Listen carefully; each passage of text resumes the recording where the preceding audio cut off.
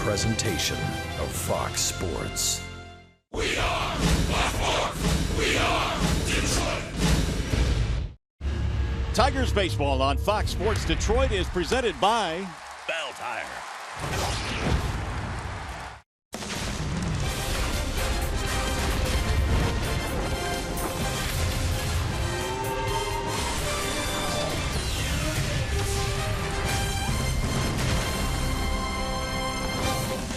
With Dream Cruise weekend winding down, so is the Tigers homestand. They will get one final shot here against the Boston Red Sox. And a check of the standing shows the Tigers trailing Cleveland by 7 games in the American League Central Division. 3.5 out right now for the second wild card position. Hi again, everyone. Welcome to Tigers Baseball. Mario and Pemba alongside Rod Allen. Glad to have you with us for the final game of this 4-game series, Tigers and Red Sox. And really, Rod, it's not been a good homestand, but another shot today. Your ace on the mound, really a big game for the Tigers. No doubt about that. They really need to come out and play with a lot more energy here tonight. They really haven't scored a whole lot of runs lately. As a matter of fact, in their last 13 games that they've played, they've won 3 of those games, lost 10. They have not scored many runs. You know, we've been waiting for some of these injured players to get back, and today, good sign. Cameron Maybin was out in the sim game that Zimmerman was throwing today. Took some at-bats, and all of a sudden he's activated. He's in the lineup. Well, this is what we missed with Cameron Maybin. We missed a guy with a tremendous smile. We missed a guy with tremendous energy. And this is the catalyst for this team. When he came up from the minor leagues, this offense just went crazy. Look at what Cam Maybin did. 325, 394 on-base percentage. He scored 43 runs. He got it done on the base paths. He got it done at the plate as well. But really, defensively, this guy was stellar in center field. He made all the plays. Look at the range that the young man is able to cover. He comes in, and he also goes into that left center field gap and takes away would-be double. So it's good to see Cam Maybin back in that lineup. Don't know exactly what we're going to get. I know that thumb is not 100%, but when your team is struggling the way the Tigers have been struggling, your catalyst has to get back in there. All right, what do you got on Justin Verlander? He'll get the start here this afternoon. The Tigers certainly need a win here today. Good to have your ace on the mound. Well, he's pitching like the Justin Verlander of old. That much we do know. His stuff has absolutely been electric. Lots of swings and misses this year from Justin Verlander. He saw this Boston Red Sox team about 3 weeks ago, and he was real good against them. He is throwing balls right by big league hitters the way he did back in 2011. Take a look at the numbers since July 1st. They don't lie. 5-1 with an ERA that's outstanding. The whip is under 1, and he's averaging nearly 10 strikeouts per 9 innings. So Justin Verlander clearly pitching some outstanding baseball right now, and he'll need to be all of that today against this Boston Red Sox team that can really, really hit. All right, what do you say? Get a win today? Absolutely. Let's send Big Papi out of here, too. Tigers Red Sox coming up after a short break. We'll send you back to the Coliseum Studios, Matt Shepard. Well, we're going to say goodbye to Big Papi. His final regular season game here at Comerica. Tigers Red Sox, Game 4, coming up next.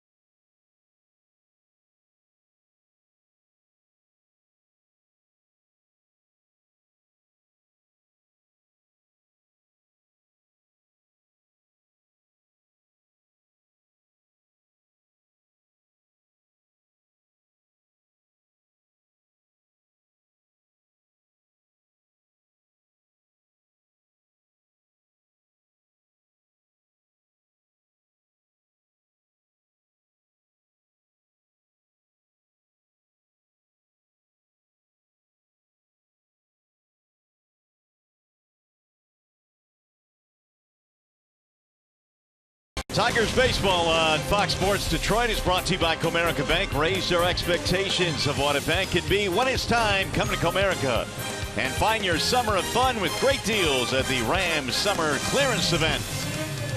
Final day of the Dream Cruise here in the Motor City this weekend. Final day of the homestand as well for the Tigers. Boston Red Sox in town on a perfect day for baseball here in downtown Detroit. As we welcome you back into Comerica Park. Tigers and Bo Sox wrapping up this series. And here is the starting lineup for Boston, presented by the Metro Detroit Chevy dealers. It'll be Pedroia, Bogaerts, and Ortiz at the top today. Final regular season game here in Detroit for Big Papi. Betts and Ramirez also in the middle of the lineup with Jackie Bradley Jr. and a bottom three of Leon, Shaw, and Benintendi for Boston. They are facing the right-handed offerings of Justin Verlander, presented today by Family Heating, Cooling, and Electrical. Well, Justin will need to be on his A game here today because the Boston Red Sox have a very lethal offense. As a matter of fact, probably the most lethal offense in all of baseball. Justin in 25 starts checks in at 12-7 with a good ERA. 176 strikeouts for the Tigers ace, which is second in the American League. Let's take a look at the Tigers starting defense. It is presented by Beaumont Health. In the outfield, left to right, you've got Upton, you've got Cam Maben back in there after 16 days off. JD Martinez, boy, he's been on fire. Take a look at Eric Ibar at that shortstop position. 15 chances, he has not made any mistakes. Well, it's going to see Cameron Maben back out there in a Tigers uniform. He missed 16 games, so the Tigers welcoming him back, both defensively and offensively. We are set for baseball today as Dustin Pedroia leads it off for the Red Sox. It'll be Pedroia, Bogaerts, and Ortiz facing JV. And here we go. The first pitch is a strike on the outside corner. That's just how Justin likes to start off the contest, with a nice firm fastball in the low 90s. He can get all the way up to 96, 97 if he really wants to. But that's not his MO. That's not how he pitches these days. Pedroia batting .307. Had a pretty good series. And he'll look at a ball outside. 1 ball and 1 strike.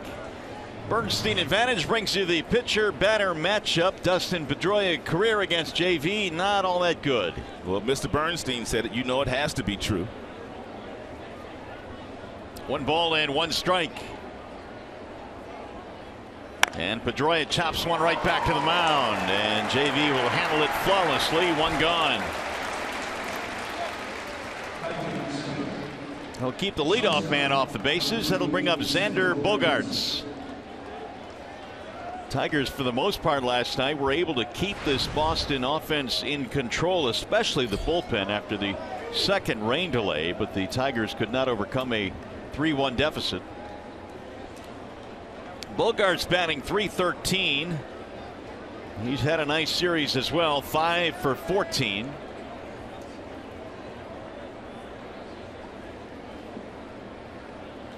And he swings and misses 0-1.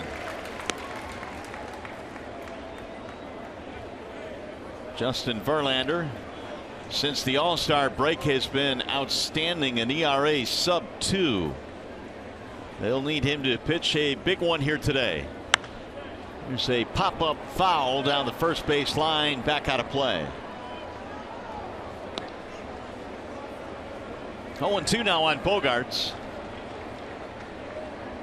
Tigers, with their loss last night, check in at 64 and 59 on the year. And Tigers need to get it going. They've got a couple of other teams that are breathing down their necks, especially the Kansas City Royals, who all of a sudden rattled off 12 of 14 games. Yeah, they came in here and swept the Tigers. Here's the 0-2. And by now, you know Verlander's arsenal. He's got a fastball that can get up to 97 miles an hour. He's also has an outstanding curveball. He has a really good changeup. The slider, also a plus pitch for him. And he's been throwing a cut fastball as well at about 89, 90 miles an hour. Or a shorter version of his slider, as he calls it. Semantics. Yeah, yeah.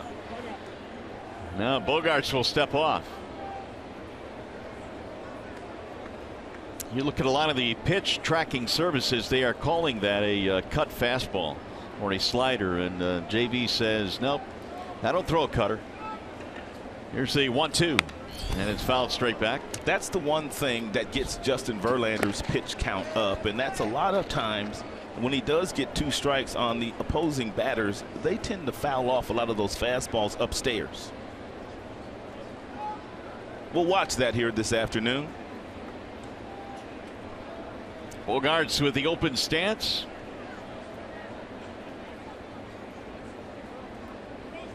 Now JV with the 1-2. Grounded foul. One of the things I noticed in the last start, Rod, you did as well, is the fact that in his start at Boston, Justin threw just 6 changeups in that last start. Well, he knew going into Boston, Mario, and when we got there, they had 6 hitters in their lineup that were batting above 300 in that ballpark at Fenway Park, and Justin felt like the way for him to have success on this particular day is he had to be a bully with his fastball, and he was a bully with his fastball that day. That is popped up. Left side of the infield Ibar calling off McGee, and there are 2 gone. That'll bring up David Ortiz. Even though Ortiz has really good numbers against Verlander, this is the last time Verlander will see him. Verlander's not going to back away from David Ortiz. .321 average for Ortiz, 29 home runs. He hit his 29th last night, and as it turned out, it was the game-winning homer. So the matchup between these two winding down the final regular season appearance for Big Papi in this ballpark. And the first one is ball low, 1-0.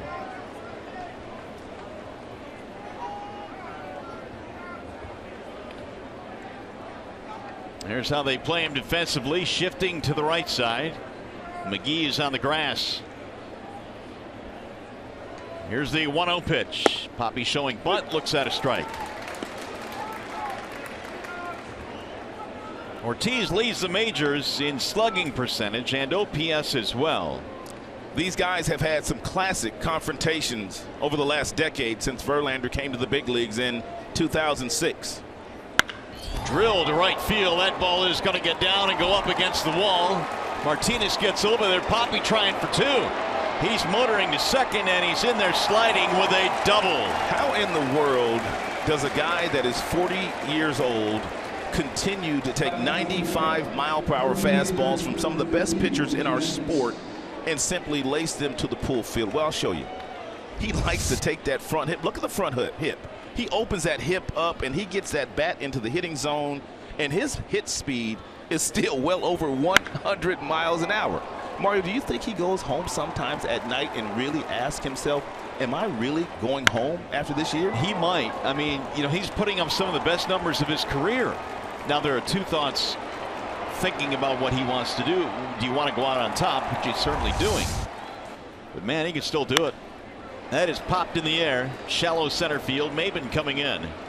And Betts is retired, and nothing comes of a 2-out double. We'll go to the bottom of the first. No score.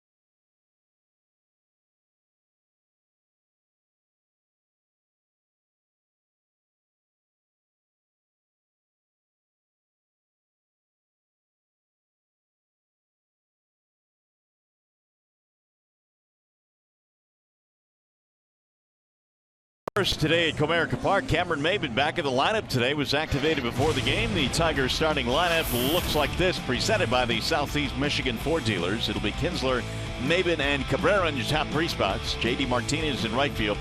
J-Up moves up to left field, and he will bat 5th with Victor out of the lineup. McGee is at 3rd. McCann, Saltalamacchia, and Ibar, your bottom 3. And they are facing the left-handed slants of Henry Owens. Well, the Tigers are going to have to be really, really patient here tonight against Owens. He does not throw very hard. Top fastball, probably 90 miles an hour. He also has a really slow breaking ball. And the reason why you have to have patience is because he has walked a lot of hitters since he has been in the big leagues when he's had some starts. Yeah, he's walked a lot of hitters in the minor leagues as well this year. His walks per 9 in the minors about 5.5. He got his first career win against the Tigers. It was back in August of 2015, and the opposing pitcher that day for Detroit was Justin Verlander. Well, got that matchup here today as well, and Ian Kinsler will lead things off for the Tigers. Owens goes 6'6", 220 out of Orange, California. And the first one is hit for a strike on Ian. Yesterday's starter, Drew Pomeranz, also stood 6 feet 6 inches on the mound. Both left-handed. Pomeranz was dealing last night before the rain got him. There's a ball outside, 1 ball and 1 strike on Ian. And for the most part, if you're the Tigers today and the right-handed batters, you really can't look inside. If he decides to go inside, let him have that, but he's not going to try to get you out there all day long. 2-1 the count.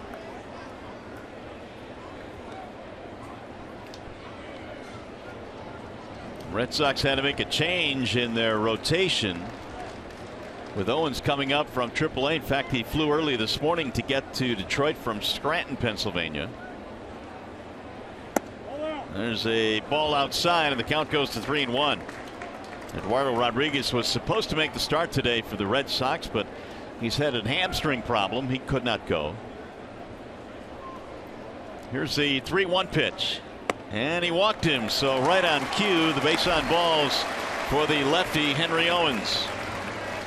We'll bring up Cameron Maybin. Before the game, his manager Brad Ausmus talked about what Cameron brings to this team. He's a tremendous catalyst. When he's been in the lineup, he's hitting in the 2-hole. He's been energy for the lineup, and we feel like we're a better lineup and a better offensive club when he gets on base. Well, Cameron may not be 100%. They were talking about him coming back probably sometime in the Minnesota series, if not maybe shortly after that, but he's out there today.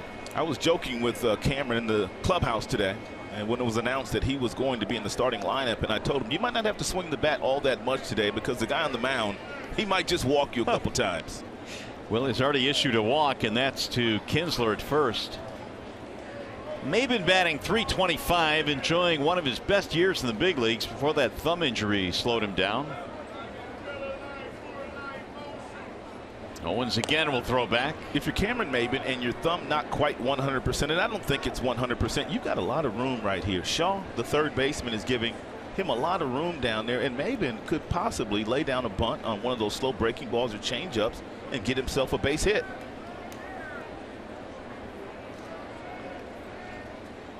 He'll look at a strike, 0-1. But he hasn't swung the bat in so long. He's probably chopping at the bit right now. He probably is, but it's awfully inviting with Shaw as deep as he is at third base. Well, anyway, the Tigers can start to score some runs. They've only scored 32 runs in their last 13 games. That's 2.5 runs per contest.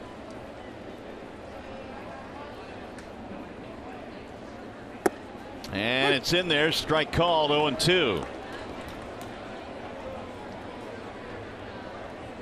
Well, this illustrates your point. Last 13 games, Tigers are 3-10, and the batting average at .231. Now the 0-2. Maybin swings and strikes out. Down he goes. Let's take a look at the Boston Red Sox starting defense, brought to you by Tim Hortons. Athletic outfield in Benintendi. They've got Bradley Jr. in center field. He's got 12 assists from that position. Betts at right, Bogarts, Pedroia up the middle, Shaw at third, Ramirez at first, and Leon is the starting catcher this afternoon. Here is Miguel Cabrera. 2 for 10 in the series for Miggy.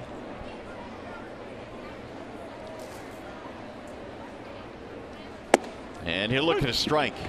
There were some big at-bats late in that ball game last night. Cabrera came up with 2 on and 2 out late in the game and was facing Kimbrel in the 8th inning, and Kimbrel got him to fly out to left, but it was more like a line drive to left field. Yeah, that was the first ever meeting between their closer Kimbrel and our slugger Miguel Cabrera. Kimbrel threw him a 97-mile-per-hour fastball on the first pitch and then threw Miggy a breaking ball, and Miggy nearly drove in the tying run. 1 ball, 1 strike on Cabrera. 27 home runs this year for Miggy.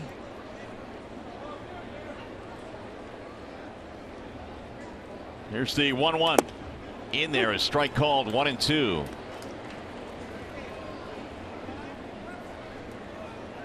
Owens was in the minor leagues 8-6 with a 3.70 ERA at Pawtucket. He made 3 starts earlier this year at the big league level, and he gave up 7 earned runs in a little over 12 innings, so he was not all that effective. He also pitched against the Toledo Mud Hens while he was down in the minors this year, and Casey McGee was saying before the game that he had a pretty good idea of what exactly Owens would try to do to him today. Of course, McGee spent the majority of the season down in Toledo.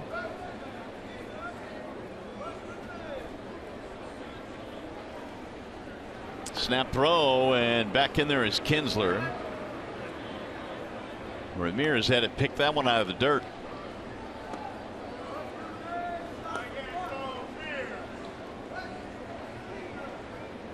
Ian, 13 steals this year. He's been caught 3 times. Tigers offense on the homestand batting just .185. They were swept by KC, and they've lost 2 out of 3 here against the Red Sox.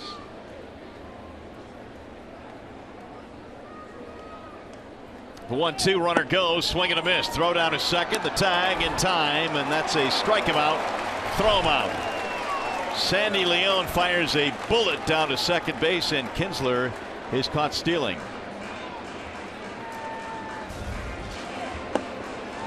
See if the Tigers want to look at this. Bang bang play at second. They won't. Still no score.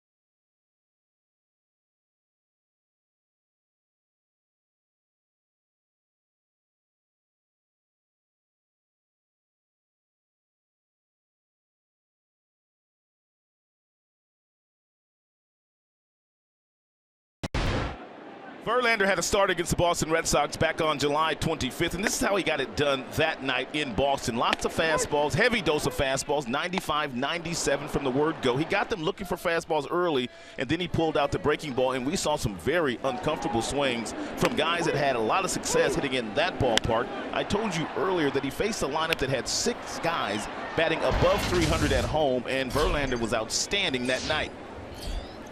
He'll go to work now here in the second in a scoreless ball game. Hanley Ramirez leads it off. And Justin did need to throw 110 pitches in the 6 innings that he did pitch that day, but he got the win. Gives you an idea of just how good Boston hitters are. Here's the 0-1 pitch.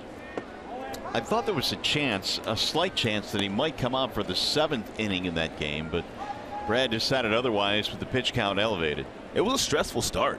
I mean, a lot of times the manager will look at the aggression by the pitcher on the mound and how many high energy pitches he has to throw, and Verlander was taxing that day.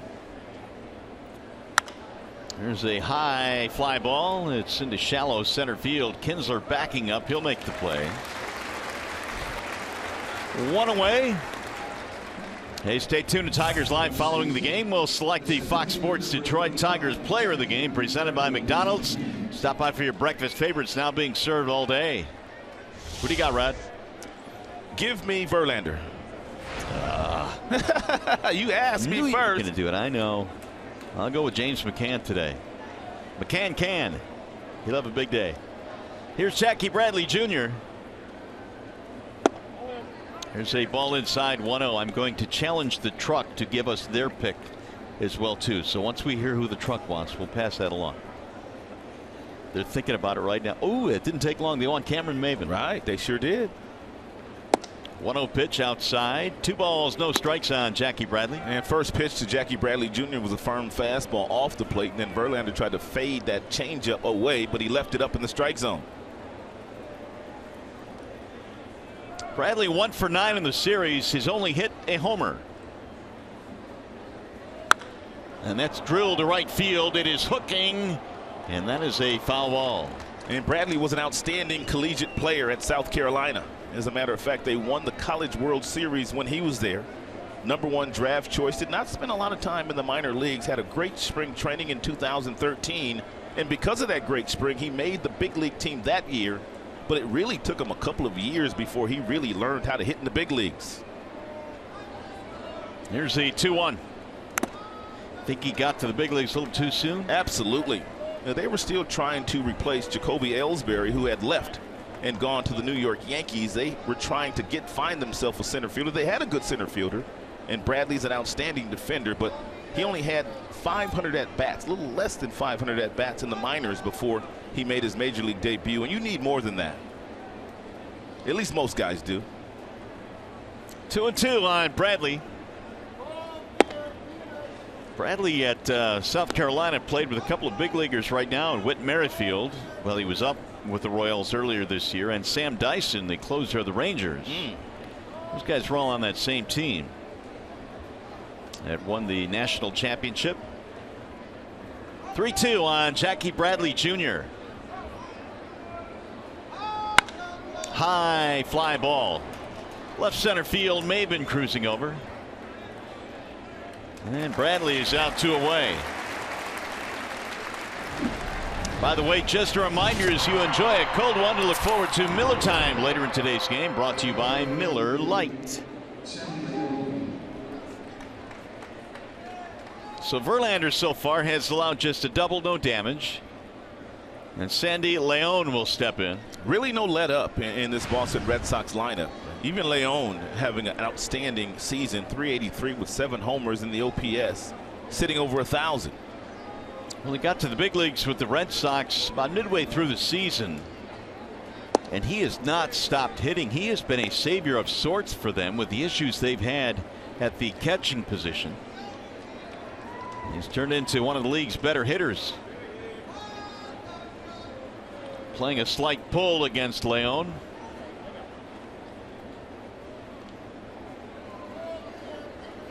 Former Washington National.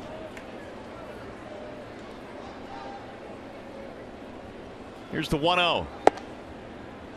2 balls and no strikes on the Red Sox catcher.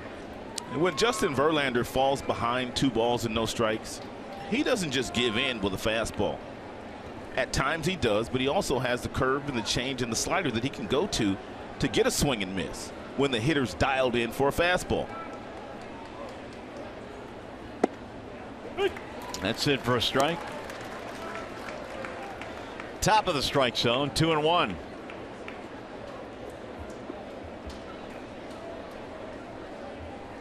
Leon has homered in the series, 3 for 8. And another strike, just about the same location, 2-2. Well, case in point, he fell behind Leon 2-0, and then he threw him a cut fastball or a slider that he got strike 1 with, and then he comes back with a changeup to get strike 2.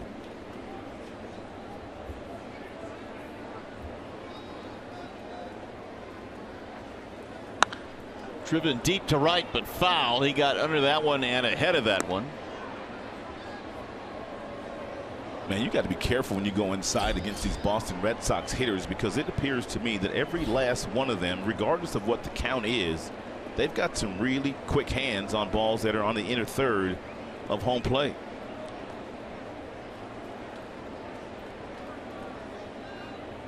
Now JV again with the 2-2, and it's low, 3-2.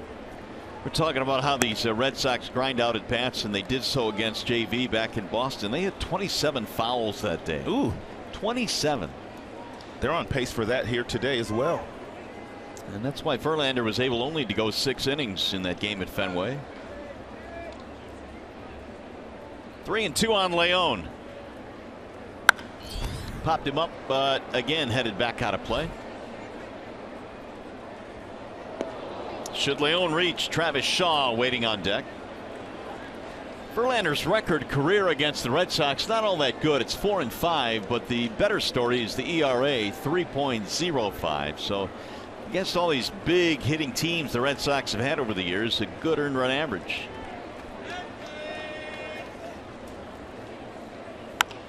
Little looper down the left field line, slicing fair. It's going to drop in.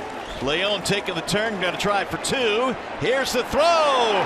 He is out at second base.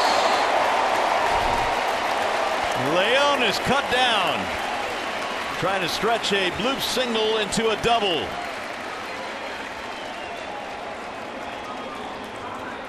And nicely done by the Tigers defense. No challenge by the Red Sox. No runs, 1 hit, nobody left.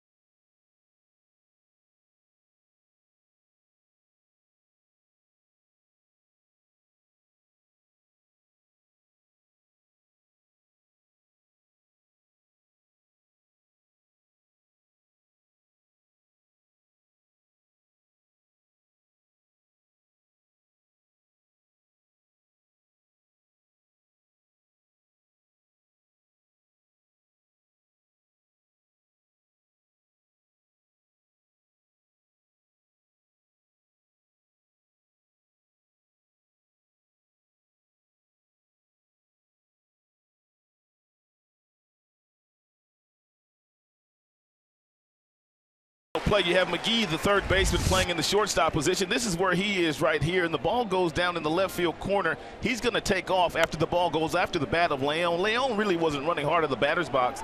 Nice play here by McGee. He gets over there, he grabs it, he fires to second base without even looking, and they get the out. But a hard slide there by Leon right in the chest of Eric Aybar. A late slide as well by Leon. Spikes a flying. Watch your lips. And Leon said, my bad. He actually pulled that left foot back, which helped. J.D. Martinez swings and misses. As he leads things off in the second, it'll be Martinez, Upton, and McGee. And by the way, you know who's celebrating a birthday today? Who would that be? This guy, J.D. It's almost like he's been celebrating a birthday every day, the way that he's been swinging that stick. He's had a great year. Here's the 0-2. Missed it up high. 1 ball and 2 strikes.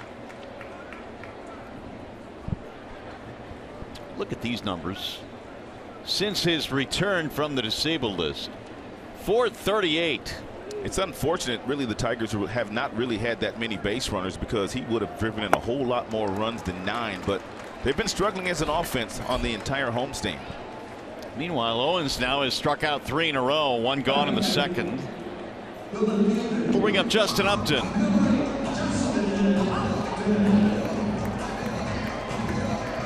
Upton swung the bat well last night after a couple of days off. He singled sharply up the middle, and he also hit a home run to tie the game off the 420 sign real late in the game. That would be the 9th inning.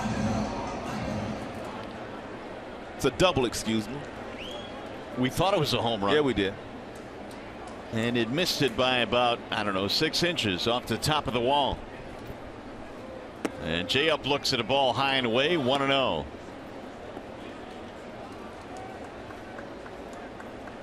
Been a tough year for Upton, but through it all, he's maintained a positive attitude, and hopefully last night was a sign of things to come. A couple of days off hopefully helped. There's the strike at the top of the zone. And here's that double off the top of the wall in center field last night on a 97-mile-per-hour fastball at the top of the zone, thrown by Kimbrel, their closer. Nearly got out, and almost an outstanding catch to end the ball game by Jackie Bradley Jr. That would have been an impressive catch, and he almost made it. It's a shame that you could hit a ball that hard and that far and only be rewarded with a double. Well, it's as J-Up said after the ball game last night, it's the ballpark in which we play. 420 is Death Valley out there in center. I noticed he didn't tell him to go hit the weight room, though. I did not. Here's the 2-1 pitch. That'll dive in for a strike, 2-2. Yeah, nice little breaking ball there. Slow breaking ball thrown by Owens. That one at 73, but I was watching some video on him in the Tigers clubhouse before the game today. He'll throw that breaking ball at about 68 miles an hour.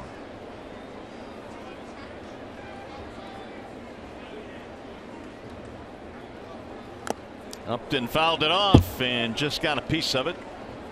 That double last night by Upton was his first extra base hit this month. And this is the 21st of August, so September right around the corner. Well, it's been a tough month for him. That's the reason why Brad gave him a couple of days off, a couple of days to clear his mind.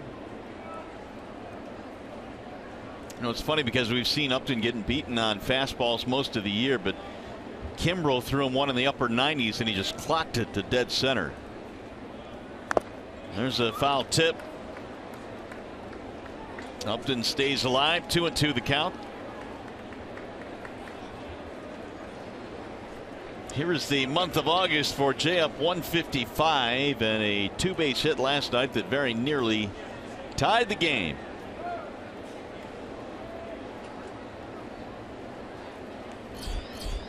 McGee waiting on deck.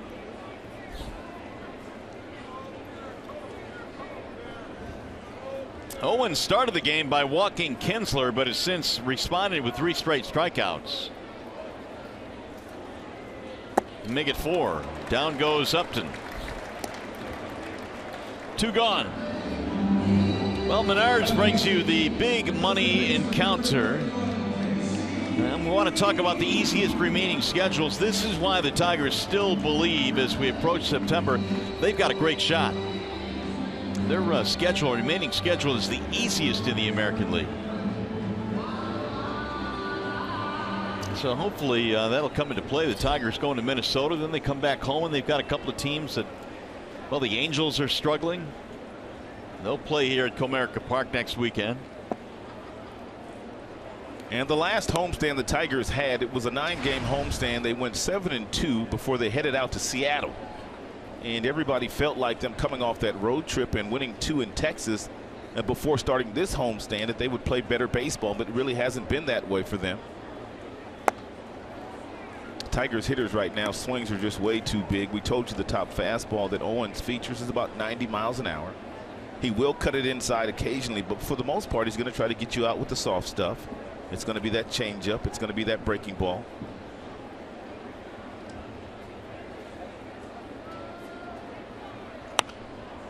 Popped up foul, back out of play. 1 ball and 2 strikes now on Casey McGee. He's almost one of those pitchers that you have to remind yourself before the game, I'm going to make this guy jam me today, which means you're not going to leave the strike zone on balls that are out of the strike zone if you can. Some guys are, it's just naturally. But if you have the mentality of telling yourself, I'm going to make him jam me, you're going to wait a split second longer before you pull the trigger. 2-2. Owens, highly thought of, was a first-round pick back in 2011, and a couple of years ago in the Eastern League, which is AA, was the pitcher of the year. And that season he was 17-5. That would be in 2014. 2-2 is low. 3 balls, 2 strikes. Didn't miss by much. Michael Fulmer was the Eastern League pitcher of the year last season. That was close. Fox Track said it missed, and so did Trip Gibson. And there's a walk. He missed outside. Second walk of the game now for the left-hander Owens. That'll bring up James McCann.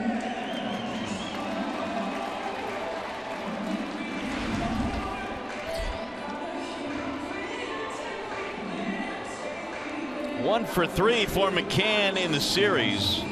Got the Tigers on the board early last night with a home run against Drew Pomeranz, a solo shot. That was the only run that Pomeranz gave up in the 5 innings that he pitched before he had to leave after the lengthy rain delay.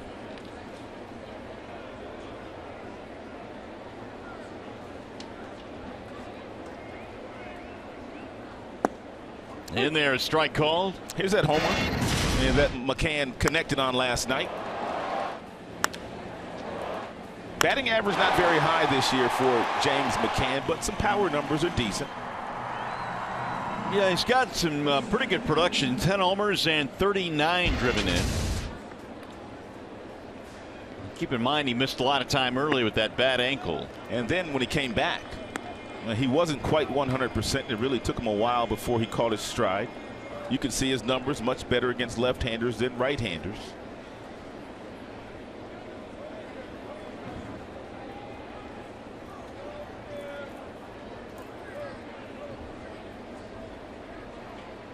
Owens ready with the 1-1.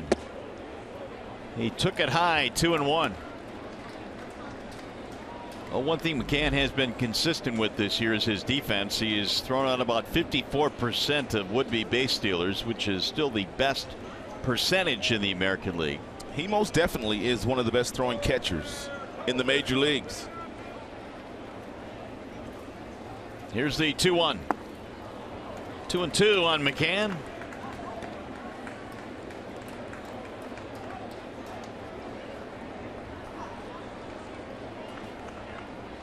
Try as you may, sometimes when you suffer an injury like McCann did early in the season, it really throws the balance of your entire year off, because it took him a couple of weeks just to get used to get back into playing shape and kind of nursing that ankle along.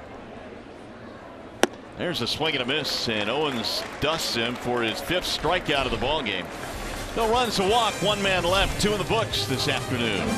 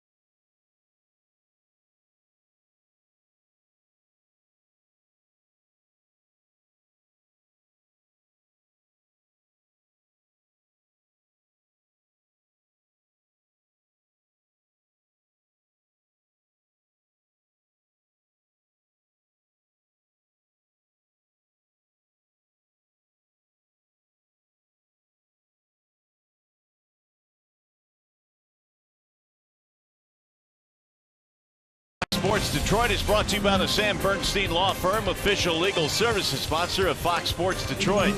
Bell Tire, get the lowest tire price, period. Bell Tire.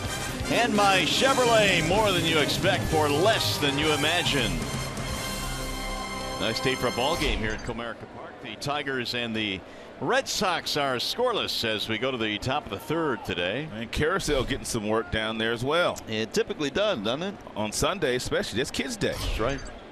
Able to take the field today. Kids were. There's a strike called on Travis Shaw, who starts it off.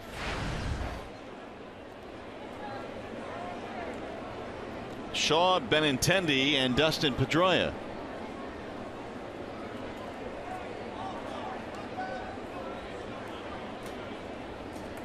JV back home with the 0-1.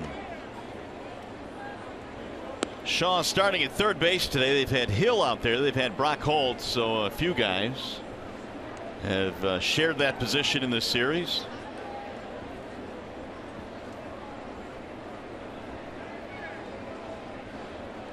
One is going to dive in for a strike. 1-2.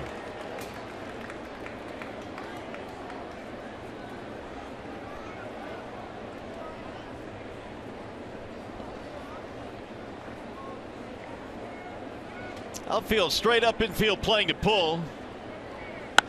Driven to center field. Maben is on the move. And Cameron will get there for the out. One gone. Check in now with Justin White. Hey Mario, there was a pretty cool moment here this morning as Justin Upton and David Ortiz were talking shop on the field prior to the game. I asked Justin Upton about their connection, and it turns out when he came up to the big leagues in 2006, David Ortiz, well, let's face it, the legend of Big Papi had already been born in Boston. And when they played each other for the first time, Ortiz came up to Upton and basically said, hey, I know your brother from his time in the AL East. Of course, the now former BJ Upton played for the Tampa Bay Rays for quite some time. And really ever since then, Upton said Ortiz has been great to him. Always has time to talk, give him advice, whether it's about baseball or anything else. And guys, we've seen it really all weekend long. David Ortiz, in his farewell tour, has time for so many people, truly paying it forward in the game of baseball. You got a lot of those shorts that David Ortiz had on. You can wear those shorts when you've got 29 homers and you're nearing 100 ribbies. You can wear whatever you want. Absolutely. Well, Ortiz yesterday was handing out bubble gum and taking selfies in the middle of the game. And then hitting homers. Yeah. And he's been something else. He's a giant in this game. There's no doubt about that. One of the most respected players in the game of baseball. This will be his last appearance at Comerica in the regular season. Benintendi takes a ball high. 2 balls, 2 strikes. Dustin Pedroia will follow.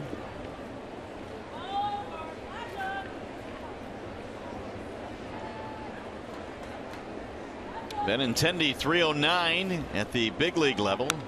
Fouls it straight back. Good looking player. And started this season in A-ball, then he was moved up to Double-A for a spell, and then basically rushed to the big leagues, but he's held his own. He's got a nice batting average. He's driven in 7. He's making the adjustment from a center fielder to left field. There's been some baby steps in that regard, but he's a good looking prospect.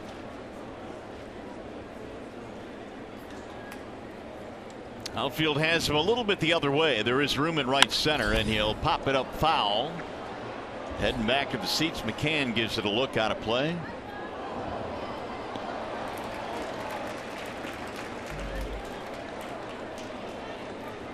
Benintendi, like all guys in the major leagues, tore it up in high school. Then he got to Arkansas, and he thought, well, as soon as I get to Arkansas, I'll tear it up there. And he did. But, well, it took him a little while, but he ended up tearing it up, no doubt. He won the Golden Spikes Award. But there was a bit of an adjustment for him early on, as you might expect. The 2-2 is swung on and missed. He got him to chase out of the strike zone. 2 gone. Well, the pennant race is on. Place a deposit on 2017 Tigers season tickets and receive 2016 postseason priority. Call 313-471-BALL or visit Tigers.com. Was the first strikeout for Justin today. 2 gone. Here's Dustin Pedroia. Verlander came into this contest today with already 176 strikeouts, which is second in the American League, and a good bit of those strikeouts have come on that same fastball that he was able to dust the youngster Benintendi on. Elevated fastballs in the mid-90s. Be careful if you go upstairs with one of those fastballs to Pedroia. We showed you yesterday that he can really climb the ladder and get on top of a good fastball. Only Chris Archer of the Tampa Bay Rays has more punch outs than Verlander. The 2-0 is high, 3-0. There's a lot of talk that those Rays pitchers would be traded at the deadline, including Archer, but the Rays held on to Archer. Yeah, the only one that left was Matt Moore.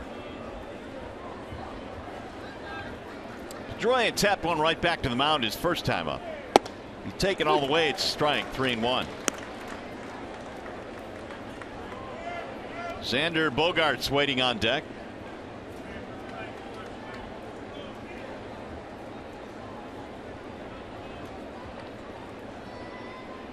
Here's the 3-1.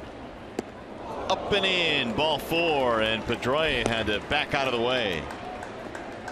It'll be a 2-out walk. Here is the Chevy Silverado most dependable player. We'll go with Justin Verlander since July the 1st. The numbers are pretty telling. Well, he ranks in the top 5 in all of those categories. Earned run average, strikeouts, opponent's average, whip is very, very important, and hits per 9. Only 6 hits per 9 innings. That's first in the American League.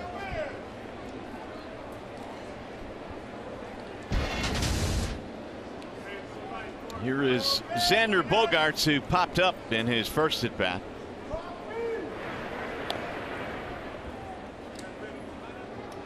You got to go back to June 26th, the last time Verlander allowed more than 3 earned runs in a start, and that covers a 9-start span.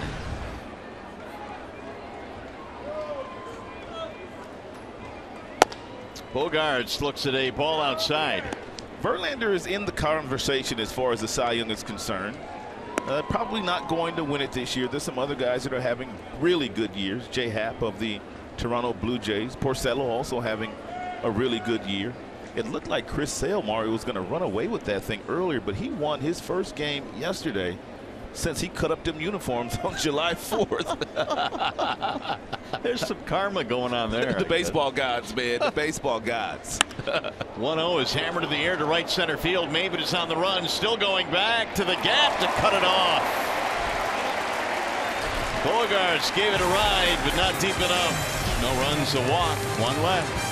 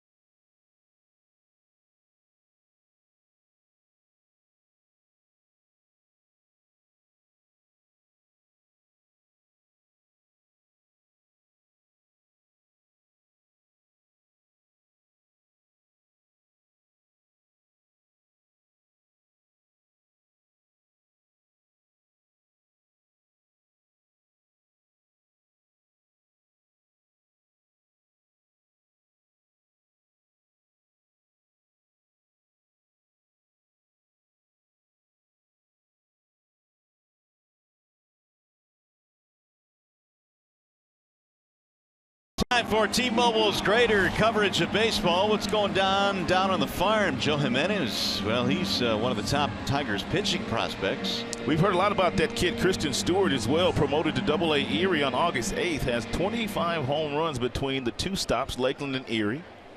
Bo Burrows down at West Michigan, 2.67 ERA, is doing pretty well. Christian Stewart there saying is turning himself into one of the better power hitting prospects in all of the minor leagues. Heard some great things about him. Out of Tennessee, Saul Tulamacchio leads it off as we go to the bottom of the third. Tigers have not put a ball in play yet against the lefty Owens. They have now, and no, they don't. It's just wide down the left field line. Well, he's basically pitching backwards here today. His top fastball probably 90. He may have touched 91, but he's not throwing fastballs in fastball counts. He'll throw the breaking ball and the changeup when he falls behind, and then when he gets ahead of the hitters, when the hitters are looking for the changeups and the breaking balls, he'll throw that fastball, that cut fastball inside. So he's just kept the Tigers off balance through the first two frames. 5 strikeouts. There's a ball up and in. 2-1 on Saul Tulamacchio. He's another one of those starting pitchers that exclusively goes from the stretch and try to simplify his delivery.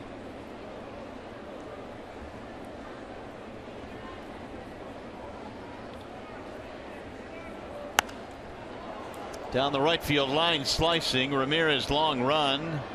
Won't get there. You may remember a few years ago when Andrew Miller was wearing the Boston Red Sox uniform. They basically scrapped his windup and they put him in the stretch exclusively. And Miller's career just took off. I mean, obviously he went to Baltimore and then he went to the Yankees, and he's had a lot of success in the big leagues. He's not a hard thrower. That would be Owens, like Miller. But obviously they're hoping by simplifying the delivery will cut down on his walks, because the walks have been an issue in his professional career. Do you think guys that are 6'5", 6'6", like Owens is, when you simplify their windups, it can be helpful for guys that are taller than most guys, because there's apparently a lot more moving parts when you're bigger? That's a great point, Mario, and I agree with you 100%. Miller, also a very tall guy, about 6 feet 7 inches. But it's just a simple delivery now. You get to a real nice balanced position. You allow the arm to catch up, and you release the ball out in front, opposed to having, say, that delivery that Porcello had yesterday, where he takes both hands over the head, the old-fashioned windup. Now again, the 2-2. Lifted toward right, slicing. Mookie Betts won't get there. Foul. 2-2, the count stays. I don't know. I know it's what these guys are supposed to do, because it does simplify things and it leads to more success. But I just loved the old timers that had the big windups and were a little bit more flashy on the mound, a little more old school. It's fun to watch for sure. Yeah. I mean, going way back, guys like Juan Marichal with the big leg kick, Louis Tiant. and I think you mentioned this the other night, but that's why it's kind of cool to watch Johnny Cueto pitch. Yes, indeed. He'll give you a variety of different motions and looks. That busted him inside, but missed. 3-2. Salty, then Ibar, and then Kinsler in the Tiger third. No score. Final game in this series. Boston has won 2 of the first 3. Here's the 3-2. Again, popped up. See if this one stays in play for Hanley. Can't get there. Out of play. And Saul Tulamacchio giving Owens a battle here. 9th pitch in this at bat coming up. Now, Brad Austin is pretty good about strategically giving his guys days off. Victor Martinez getting a day off today, and Miggy is DHing and Salty at first. But what that in effect does is give Victor 2 straight days with the off day tomorrow, and those are big. And it gets Miggy basically off his feet this afternoon. Hard to manage those days off, especially late in the year when you're in a pennant race. There's ball 4. Good at bat for Saul Tulamacchio. Leadoff walk. 3rd of the game now for Owens. Tigers fans, if you can't catch the games on TV, you can stream them live on your mobile device with the all-new Fox Sports Go app. Download the app and take Fox Sports Detroit and Tigers baseball with you wherever you go. Well, you wonder what Eric Ibar is thinking here. The Tigers are struggling to score runs. We've talked about that at length during the course of the last few broadcasts. And Shaw at third base, he's probably anticipating that Ibar might just try to bunt for a hit to get something going here for his squad. And he shows bunt. He'll take it high and away, 1-0. Ibar really hadn't done a whole lot of bunting since coming to the Tigers. And it looked like he was trying to bunt one in this direction toward Pedroia. But if you do go in that direction, you have to make sure you get it just slightly past the pitcher, Owens, because we know how good Pedroia is at making that barehanded play and flipping it to first base.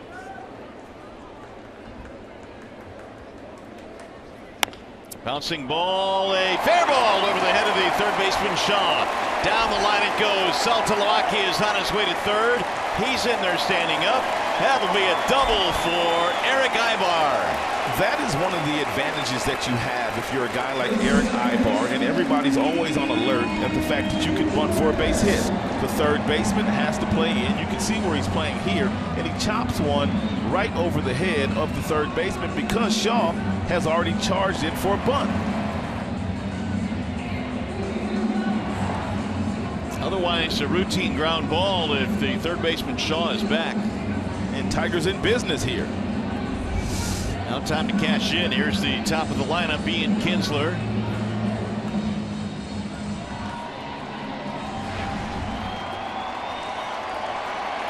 Kinsler had a walk in the first inning.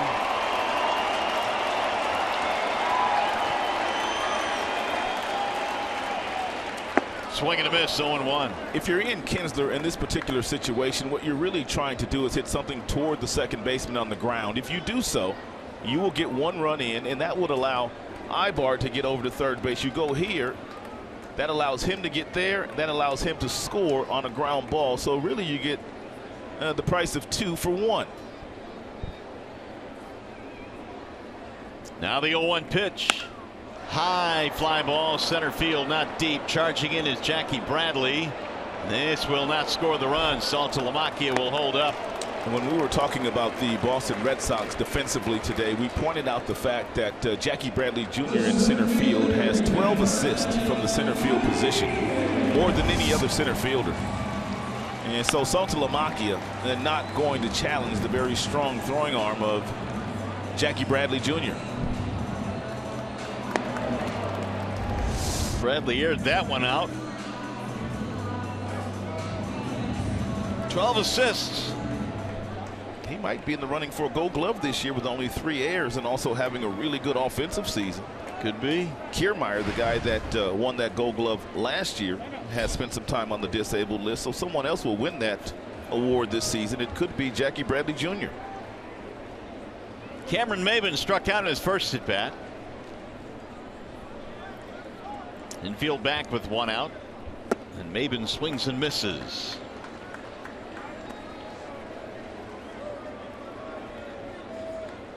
Maybin playing in his first game since August 3rd was when he was injured in a play against the White Sox here at Comerica, diving for a ball. Dixon Machado was sent down to make room for Maybin on the roster today. Jordan Zimmerman threw a simulated game today, and Cameron Maybin was one of the hitters. So that's really the only live action that he has had in the last 16 days. I think it shows a little bit of how the Tigers feel right now and where their offense stands. Yeah, because we thought that he was going to come back on Tuesday in Minnesota, right? With the left-hander being on the mound, and Owens not necessarily a hard thrower. They probably felt that this was a good matchup for Cameron. Missed it high and away, 1-2. Tigers have men at second and third, 1 out. No score here in the third. A double by Ibar in this inning, the first ball the Tigers have put in play against Owens.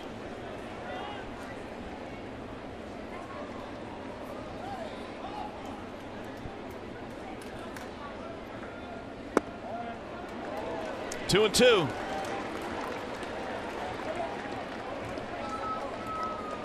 Here's where the Tigers need to improve, and need to improve quickly. In their last 13 games, they're batting just $175 with men in scoring position. Ouch. Maybin trying to put the ball in play in here, get a run in. Swing and a miss. Down he goes, and there are 2 outs. That is 6 strikeouts now for Owens.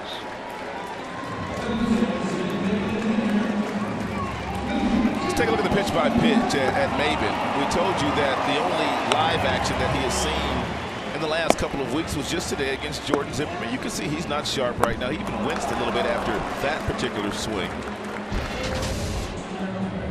Carl Willis, the pitching coach for the Boston Red Sox, is going to go out and have a conversation with the infielders, Owens and also Leon. And basically they're going to pick their poison here, whether it's going to be Miguel Cabrera, who they attack, or they're going to let Miggy have a free pass or pitch around him and go after J.D. Martinez, who is on fire right now. Yeah, what do you do here? I mean, well, Miggy's that guy, man, that you can't sleep at night if you allow him to beat you, Mario, really. True. I mean, at night as a manager, if you ever get it twisted totally and you allow Miggy to beat you, you have a tough time sleeping. JD is JD, but you can sleep at night, and the general manager's not going to be knocking on your door either, asking you why you pitched to Miguel Cabrera. But JD's hitting 500 on the homestand. I get your point. Now, you're right. I mean, this guy is the man here. Here you go. This is a perfect example of why this guy is so special. It's going to be an intentional walk, much to the chagrin of the crowd here. They are not liking this. They want to see Miguel hit. I mean, when you look at the overall data, and that's what John Farrell is doing here. He's not just looking at the last 2 weeks for J.D. Martinez. He's looking at the overall body of work of Miguel Cabrera in the last 13 years in the big leagues. And that data tells him, I'm not going to mess with this guy. This will be the 11th intentional walk that Cabrera will have gotten this year. David Ortiz leads the league with 13 of them. So Miggy will not bat, and JD right now is waiting in the on-deck circle saying, all right, here I come. Well, at least he's not going to get a knock on the door tonight from the general manager when they get to Tampa. Nope, if JD beats him, JD beats him. Martinez struck out in the second. Saltalamacchia, Ibar, and now Cabrera on the bases. JV hoping for some offense here with 2 outs in the third.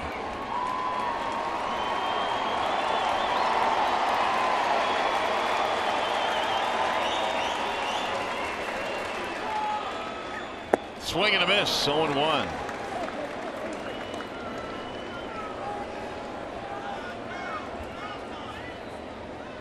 Owens traveled at 6:30 this morning to get from Pennsylvania to the Motor City to make this start here today in this game. After Rodriguez was scratched, here he is in a bases loaded jam in the third. That'll dive low and in. 1 ball and 1 strike. That's one thing about AAA. You do fly in AAA. You don't use buses very often, but those flights are always 5, 6 o'clock in the morning. So he's accustomed to flying early in the morning. Many times in the minor leagues, you have to fly the same day to get to that next city. That's always fun. You took some of those flights. I did in the PCL. I had a lot of those flights too. A lot of them to Canada. Boy, those are not good. That's fouled straight back. That was back in your day when you was probably just staying up all night, just going to the plane and just rolling on out, wasn't it? Yeah, that's exactly what I was doing. I know.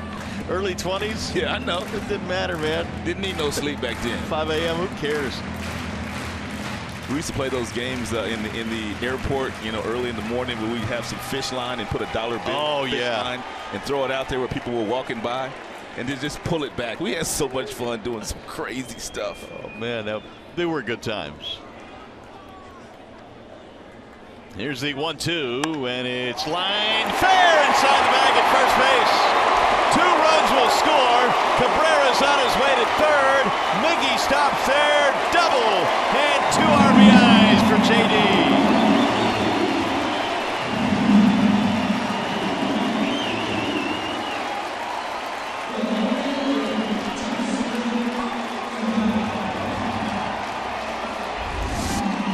Here's a changeup, and this ball has to be at least 3 to 4 to 5 inches off the plate. And you can see JD reached out to get it, and he probably couldn't have reached any further. And he poked it right down the first baseline because Hanley Ramirez, the first baseman, was well off the line, and he drives in 2 big runs for his team.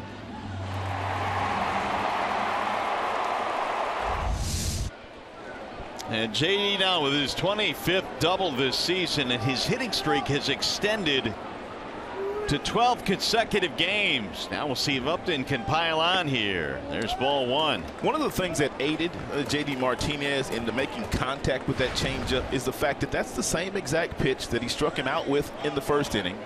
And it's also the same exact pitch that he started him off with in this particular at-bat, and then he tried to finish him off with the same pitch.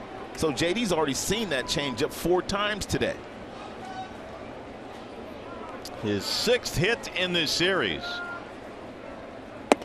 Upton looks at a fastball high, and the count goes 2-0. So JD celebrating a birthday today in style with a 2-run double. Did you take JD? Nope. I took McCann. Nobody took JD. The truck is saying they took it. No, the truck took Maybin. Yeah. See how they do it down there? They're trying to flip the script. Yeah, exactly. They're doing like me and my MVP candidates. Uh-oh, that ball hit deep to left. Way back and gone. Way up there in left field. A 3-run shot for Upton.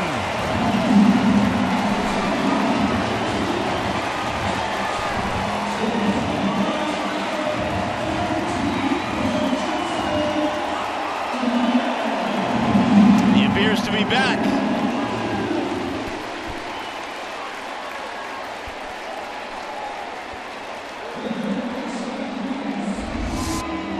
Here's another changeup thrown by Owens, and apparently the Tigers have made a little bit of adjustment. This changeup stays up, and Jay up. Oh my goodness. They killed it. You want to know how far? 433 feet. Ooh, that's a blast. Well beyond the bullpens and left, and Upton, who was robbed of a home run by about an inch or 2 last night, hammers one deep to left. It also left his bat at about 109 miles per hour. And Mario, it all goes back to Miguel Cabrera. The choice to pitch to him or to walk him. They could have very easily gotten Miggy out, but they chose to walk him, then JD with a double, and then that brings Upton to the plate, and he does some damage. That ball is popped up right side of the infield. Who's going to take it? Pedroia will to the outfield grass. That'll end the inning, but it's a huge inning for the Tigers. They put up 5. Jay up with a big blow, a 3-run shot. Kaboom! And the Tigers have an early lead.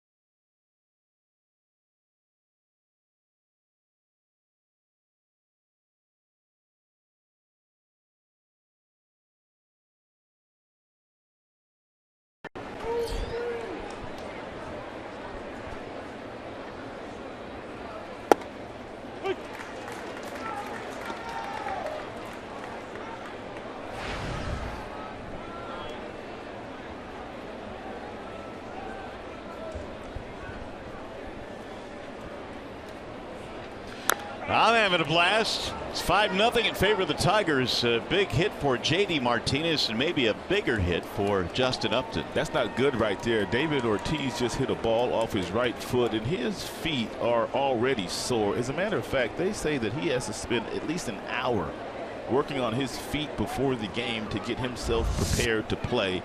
And he got a ball inside, and when this foot gets down, he hits one right off the instep, actually right above the foot, but it hurts.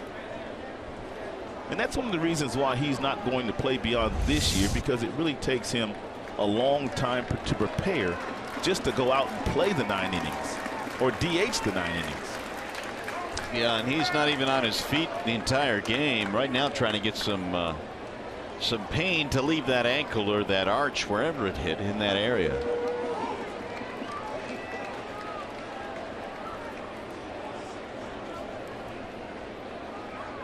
0-2 on David Ortiz. Betts and then Ramirez to follow here in the fourth. Justin Verlander and the Tigers with a 5-0 lead.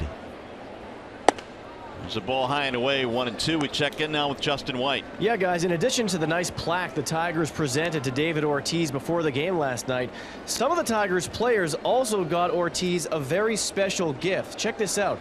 It's a custom guitar made by Venezuelan craftsman Pablo Canela. So I don't know if David Ortiz is much of a guitar player. We do know he is quite good with the bat. There it is, the gift from some of the Tigers. Pretty sweet looking guitar, isn't it?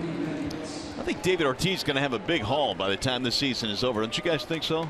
It must be nice to be Big Papi these days. That'll bring up Mookie Betts now as Ortiz flies to center field. He's going to need a bigger house to fill it up with all this stuff. Well, maybe not. 1 out now. That's 5 putouts for the center fielder Maybin. I'm pretty sure his crib is pretty big. He's probably got plenty of room. He's got some square footage. Maybe a little guest house out back. Couple of man caves. You got a man cave? Well, it kind of. Mini man cave. Nah, not really. I'm not a big man cave guy. There's a swing and a miss. How about you? Kids are gone now. You can go ahead and knock down a wall and get you a man cave. Knock down a wall. Like I've got this sprawling palatial estate. 0-2 on Betts. Mookie in the ball game flying to center field. He's 0 for 1. The 0-2 is slapped foul, back out of play. Since the start of last year, only Jose Altuve has had more hits in the major leagues than Mookie Betts. Who's your MVP right now in the American League? Altuve. Altuve? Yeah. I'm with you. I didn't change my mind from yesterday. I noticed that it went from Ortiz to Altuve within the span of 24 hours. It did. I just had to look at Altuve again, man, and digest what that little fella is able to do, man. He got his 1,000th hit just a couple of days ago. The fastest Houston Astro in their history to get there. And you know they've had a lot of really good players over the years. Really have. 1-2 on Betts. Let me ask you this. Does the MVP need to lead his team to the postseason to be the MVP, do you think? No, not for me. I agree with that. Not for me. Look at Big Papi put the shin guard on. Shin guards now? He has so much fun. He's a lot like our Miguel Cabrera. They just love playing the game. Might want to get some steel-toed boots as well. They keep you loose. They keep their teammates loose. 1-2 on Betts. Now, he can't be feeling all that good right now, but he's still trying to get a couple of chuckles. He's got that frown on his face.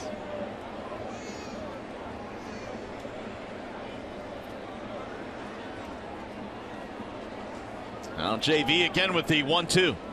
Swing and a miss. Betts is out of there. 2 strikeouts now for Verlander. It's an outstanding slider here thrown by Justin Verlander at 90 miles an hour. Look at it come off the fingertips. This has got a little bit more of a tighter spin to it, more in between a cutter and a slider. But the result is a good result for Justin. Here's Hanley Ramirez.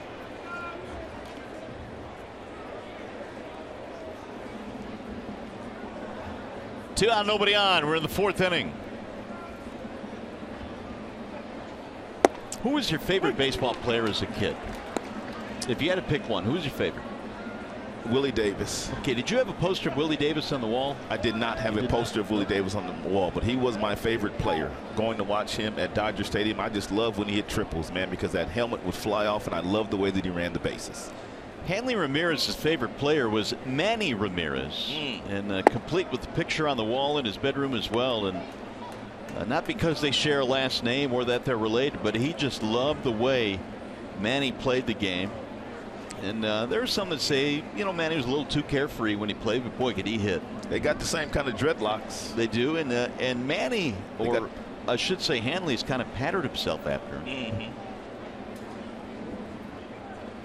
Now the 1-1. There's a strike on the outer edge, 1-2. And Manny used to have those dreadlocks with the burn ends. Yeah, just like Hanley does. That's right. Yep. With that same look. Not a bad guy to pattern yourself after from a baseball standpoint. Obviously, we know Manny got himself into a little bit of trouble. Some PED kind of stuff, but Manny was a great hitter. He was a great hitter. There's the 1-2. Rolled foul. Manny works in the Chicago Cubs organization as a consultant. I didn't know that. To the hitters. Really? And there's no coincidence the way that those guys bang the baseball around. I want to get me a consulting gig. Yep. He's got a nice consulting gig. They don't call him the hitting instructor, but he's there every single day. He works with the minor leaguers. He works with the big leaguers. And I'm sure he's had an impact on a lot of those Cubs batters. High towering fly ball to center field. This will be routine for Maybin. Cameron coming in under it, and Justin Verlander responds with a 1-2-3 fourth inning.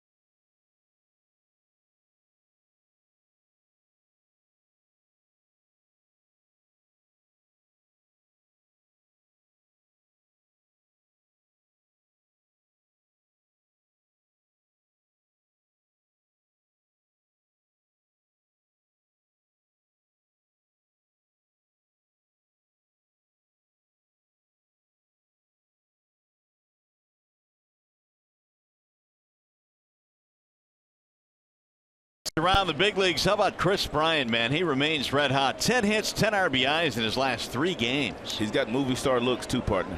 He does. Got it all. Ichiro, well, he surpassed Al Kaline in the all-time hit list, and Yulieski Gurriel, he's going to make his major league debut. The native Cuban for the Houston Astros. They just continue to run up new players. They brought that kid Bregman up, who is their best prospect. Suzuki is going to pass a lot of people as far as hits are concerned. He says he wants to play till he's 50, Mario. What? That's what he said. Come on. He said he wants to play till he's 50. Julio Franco played till he was 50. 48 maybe. 40, I think it was 48. It was still. It's close enough. But you know what? I will say this. As McCann looks at a strike, if there's a guy that can do it, it might be Ichiro. That's right. Based on how he takes care of his body and the big stretching regimen that he does. That's right. It hurts me to watch him stretch sometimes. Like, your body's not supposed to be able to do that. 1-1 on McCann. Shows bunt, takes it up high. 2 balls, 1 strike. McCann fanned in the second. Tigers scored all 5 of their runs against Owens in the third. Now, there were some big at bats. Of course, the intentional walk to Cabrera. They decided to go after J.D. Martinez, but that leadoff walk and what was a 10-pitch at bat for Saltalamacchia was huge as well. It was a big at bat. Because that kind of shaped the whole inning, and then Ivar followed with a double.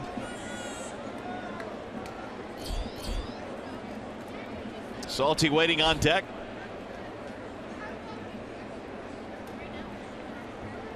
Here's the 3-1. Hammered to right field, slicing, going to the corner and out of play.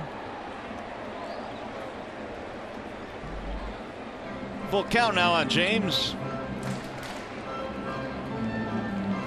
Tigers have an off day tomorrow. They will spend it traveling to Minneapolis, starting a 3-game series against the Twinkies.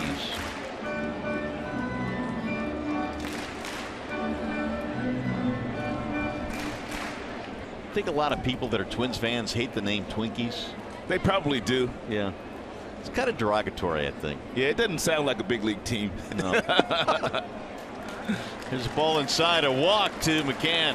I did used to like some Twinkies, though. Here's the Comerica Bank game summary. Here's the base on balls to Miguel Cabrera to load the bases. J.D. Martinez slices a double down the right field line on the change piece, and then Jay up. He gets a change up at the top of the strike zone, and he absolutely killed it. Hit it 430 feet from home plate.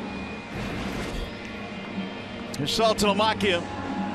We told you earlier that Owens was walking about 5.5 per 9 in the minors this year. Well, that's his 5th walk in this game. And Salty looks at a strike, 0-1. Took a while for the Tigers to figure him out. He's not throwing a whole lot of strikes. As a matter of fact, he's thrown 72 pitches, 39 strikes, 34 balls.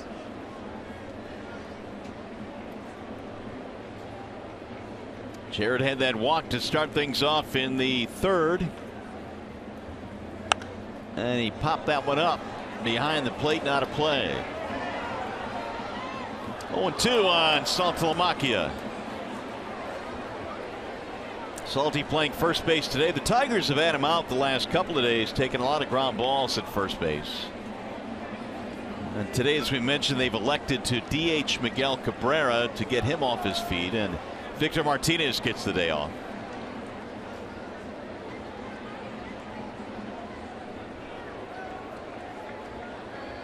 The 0-2. Ball high, 1-2. And earlier today, Saltalamacchia took some ground balls at first base and to acquit himself a little bit more at that position.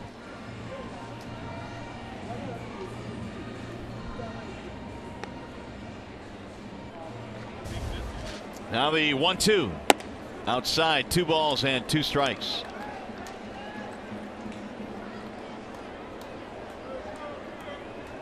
Ivar waiting on deck. Tigers lead 5-0 as we play here in the 4th.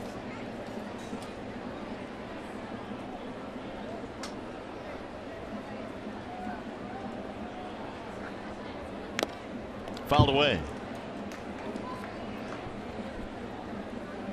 We should not have mentioned Twinkies a couple of minutes ago, because now I'm craving a Twinkie. Are you? Yeah. It's probably my favorite non-healthy food, Twinkies. I used to get one of those every single day in my Really? lunch boxes when I was going to school back in elementary. That's when you could burn it off. Either that or a cupcake or a ding dong. It was one of them. Now, ding dongs are pretty strong too. Very strong. Not the healthiest things for you these days, Who but cares? they were good back in the day. Did you ever try one of those fried Twinkies? Never. No, I haven't Never. either.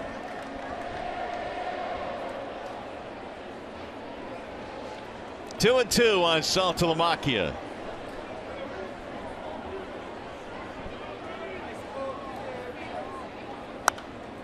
Another pop-up behind home plate, back out of play. Salty handed out a few souvenirs here. It's another solid at-bat by Salty Lamaki. How many pitches did he see in his first at-bat today? 9 or 10, I believe. It was lengthy. It was at least 9. Yeah, 9 in the first one. This is a 7-pitch at bat to this point.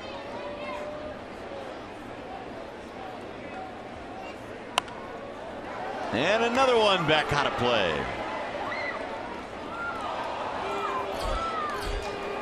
Good gathering here today on a sunny afternoon here in the Motor City as we wrap up this homestand. A sun-splashed day here at the ballpark. Tigers responding with a 5-run third to give the Tigers fans something to cheer about today.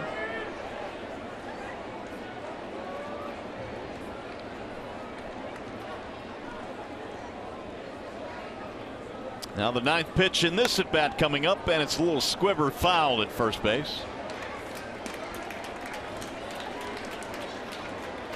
2-2 the count stays. McCann back to first.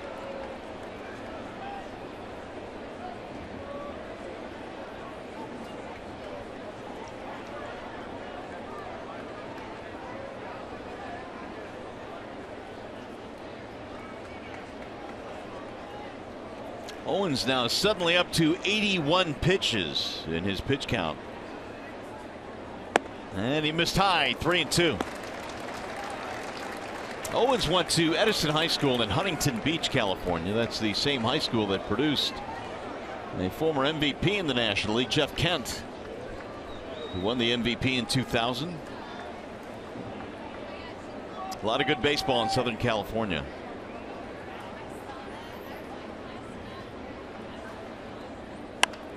And he finally popped him up. He puts it in play this time. It's going to be Pedroia. Salty Lamaki retired, 1 gone. Tigers T-shirt Fridays continue this Friday when the Tigers battle the Angels at 7:10 p.m. Get a game ticket plus a Nick Castellanos emoji T-shirt when you purchase exclusively at Tigers.com/T-shirt Fridays.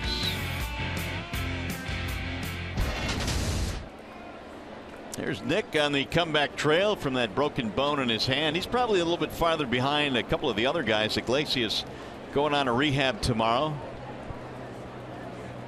Maben back in the lineup today.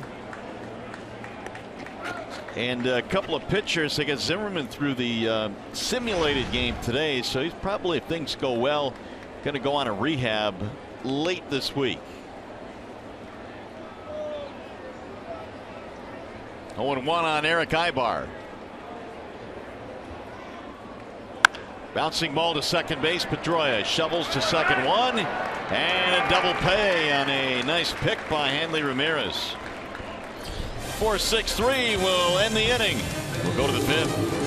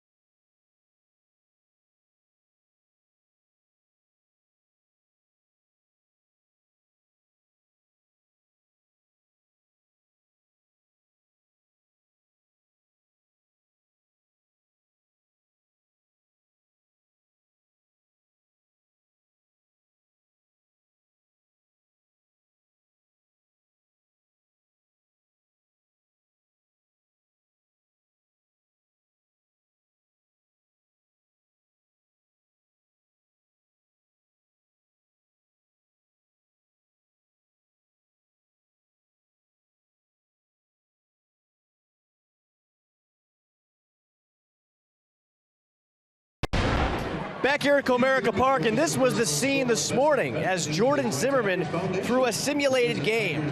Tigers righty threw about 30 pitches, and by all accounts, everything went pretty good for Zimmermann. The plan, Brad Ausmus said, is to see how Zimmermann feels tomorrow, and if he feels good, it'll be a side session on Wednesday and then likely a rehab start for Toledo on Friday. Jordan Zimmermann, of course, has only made one start since the beginning of July, guys, and as the Tigers try and make a push for a postseason spot, getting him back in the rotation would certainly be a much-needed shot in the arm.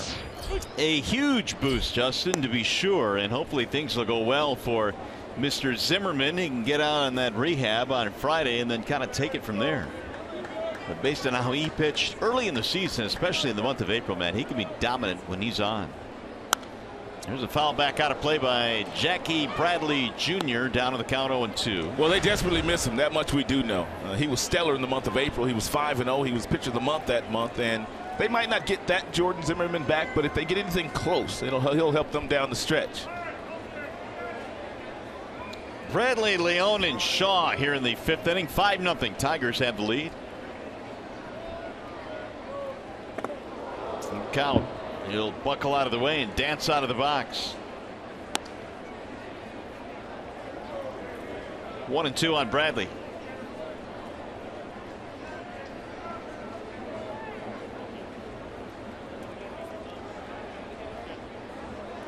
Infield playing to pull. They've got the shift on here against Bradley.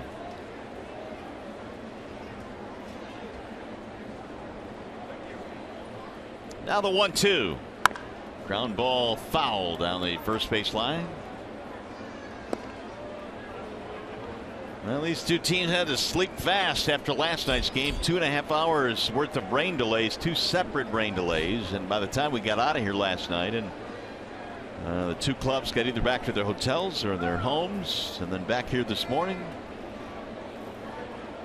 Not a whole lot of time between games. Again, the 1-2. And again, a ground ball foul.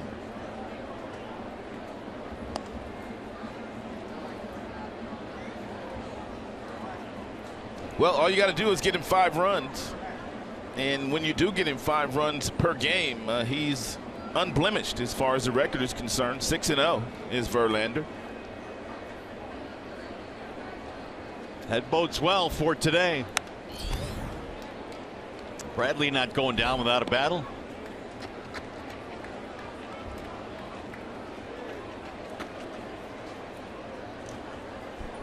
Leone and then Shaw to follow here in the 5th. These are the 6, 7, and 8 hitters for the Red Sox.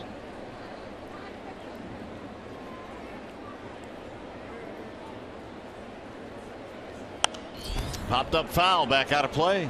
Justin Verlander's pitch count is up to 71 already, and by and large, and the fact that the Boston Red Sox have already fouled off 19 pitches here today.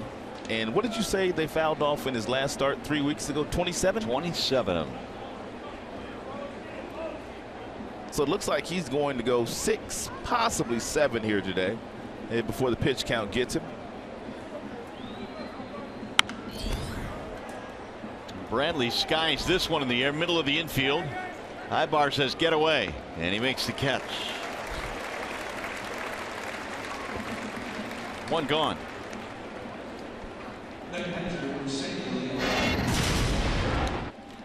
Earlier today, Iglesias also ran the bases. I talked to Jose a couple of days ago, and he said he was about 70%. Looks like he's running about 80%. We didn't show him running aggressively there, but he did run a little bit faster than we just showed you. So they have the trainers out there watching him, also the strength and fitness conditioning coaches watching him, making sure that he's running the way that he should be running. In the meantime, the Tigers have had Dixon Machado play some short. They traded for Ibar. That's fouled back out of play by Leone. Just about all the outs that Justin Verlander has recorded so far this afternoon have been in the air. 9 of those. Only a couple of strikeouts and only 1 ground out.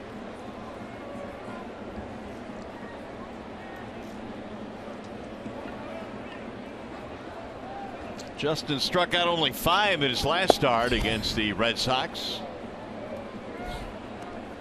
And of course, he's gone 19 consecutive starts with at least 5 punch-outs.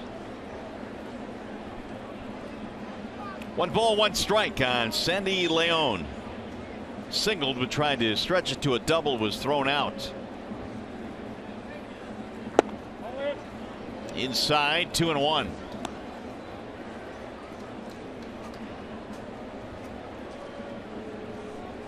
Yu Darvish, 27 consecutive starts with 5 or more strikeouts. Then Jose Fernandez, he's awfully good. Yeah, he is real good.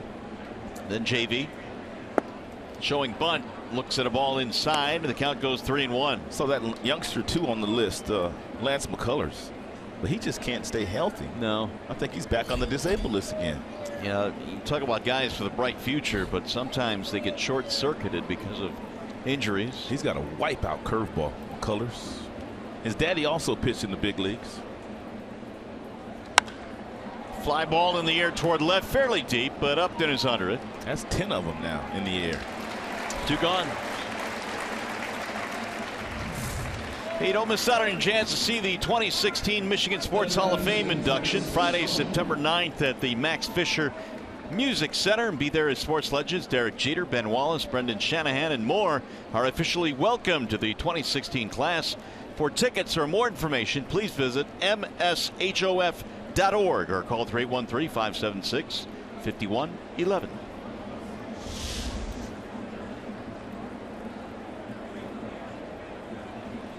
Two gone now. And a strike called on Travis Shaw.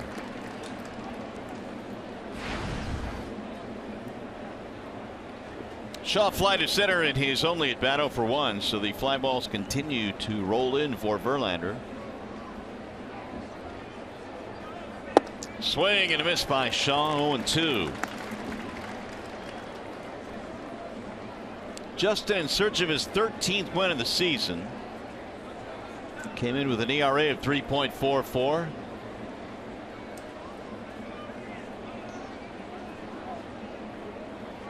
Swing and a miss, and down he goes. It'll be a 1-2-3 inning, and the 3rd strikeout for Justin. We are headed to the bottom of the 5th. Tigers up 5-0. Tigers baseball presented by Bell Tire.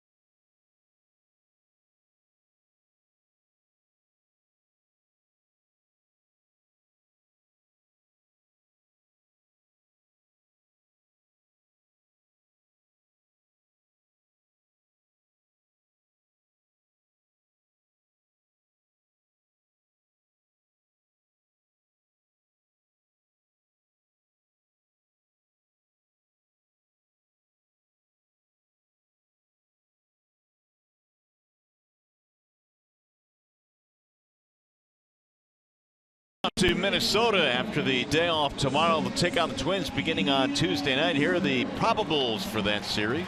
Well, it looks like Michael Fulmer's going to get himself a nice rest. He's going to get a few days off if he's not pitching in the Minnesota series. It'll be Sanchez, Boyd, and Norris going up against Gibson, Duffy, and Berrios. Fulmer is scheduled to go on Saturday against the Angels here at Comerica. Well, that would give him the full 8 days. Yeah, 8 days off. Over a week. That's the Tigers' plan all along, though, to try and back him off a little bit, control his innings. Here's a swing and a drive by Ian Kinsler to left center field. That ball is hit well. It is deep. It is to the wall, and it is caught by Jackie Bradley Jr. One pitch, one out here in the 5th.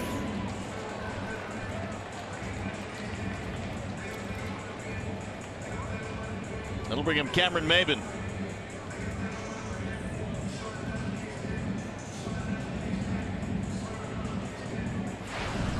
Maybin, a couple of strikeouts.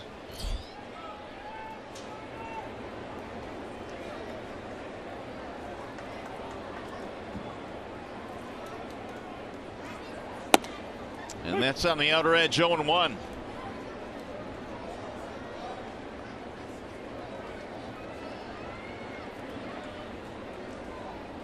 Cleveland at home again to Toronto today. 2-1 Blue Jays in that game. Here's a high fly ball, shallow left. Benintendi coming in.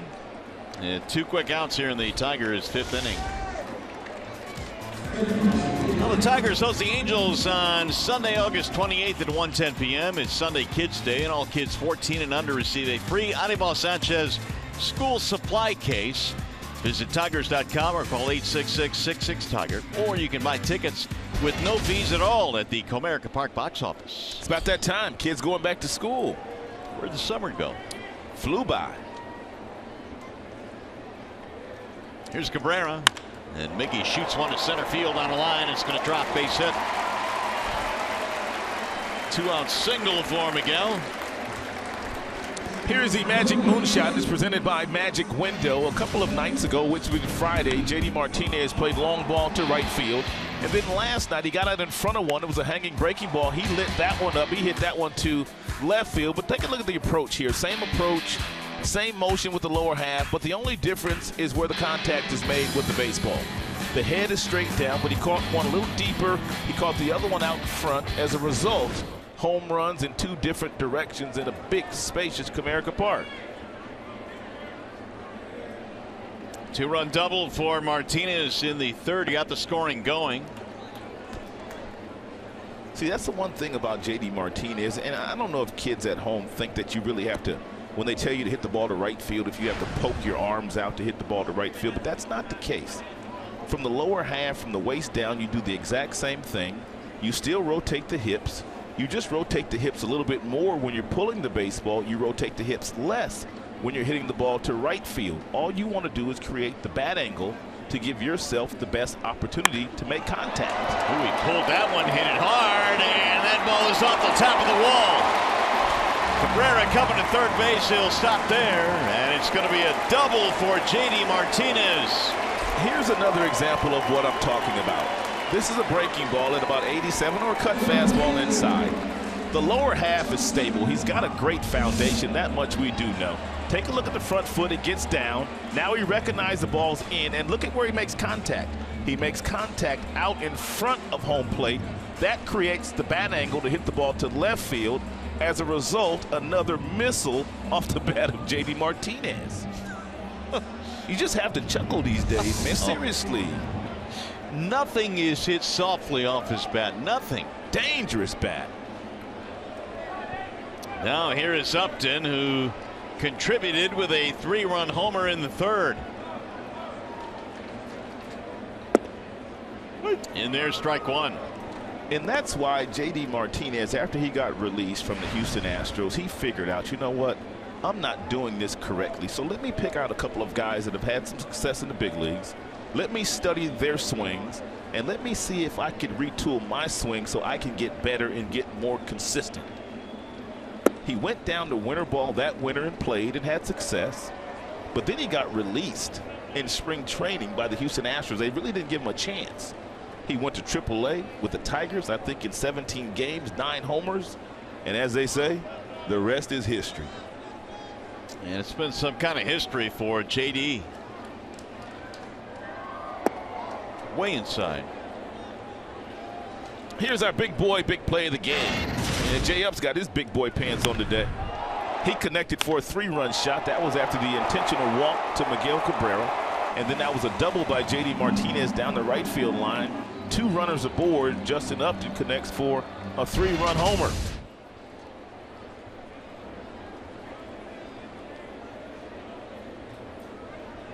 Here's the 2-1. Justin's hit a couple of balls really hard in the series. The double last night off the center field gate. He also had another single in the game last night, and then the home run. So obviously him sitting down for a couple of days, he may have figured out some things. The 3-run homer he had back in the 3rd was his 14th of the year. And there's really been nothing cheap about. Oh man, look at that one. Way back to left and gone. He has hit 2 absolute bombs in this game. Holy cats, what a game for Justin Upton. About 900 feet worth of home runs today.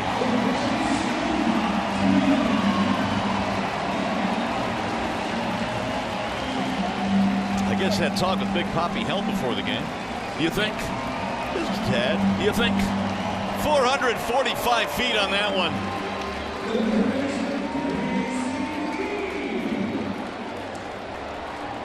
Wow.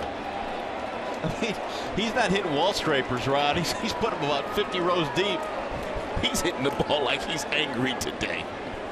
Here is McGee, who hits it in the air to center. It's going to be playable, though, for Jackie Bradley. I wonder what the hit speed was on that last home run off the bat of Justin Upton.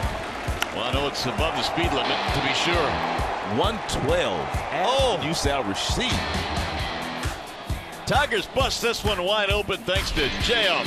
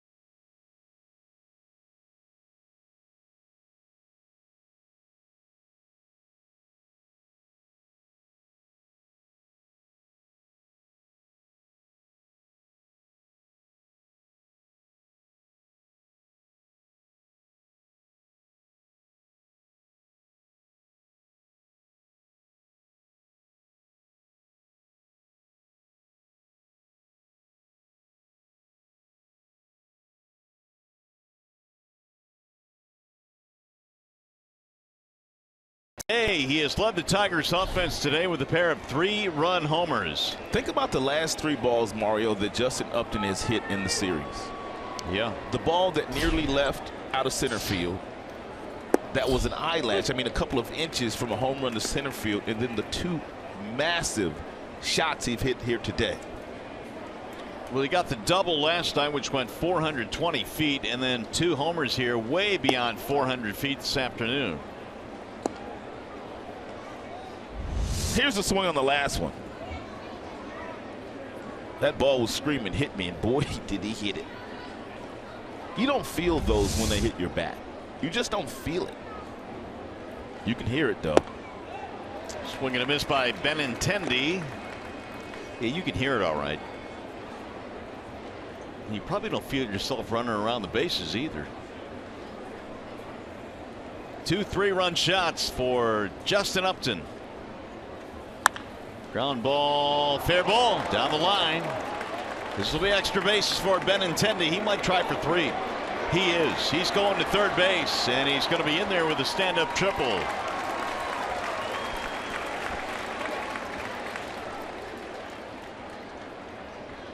Leadoff man on for Boston here in the 6th. It's a good effort here by Saltalamacchia, and he dives, but the ball goes right underneath the glove, and then it's on for Benintendi. He's got those real pretty strides, and he's just cruising, making it look easy, effortless with his run. He's got so much hair, the helmet couldn't stay on. Didn't slow him down, though. Here is Pedroia.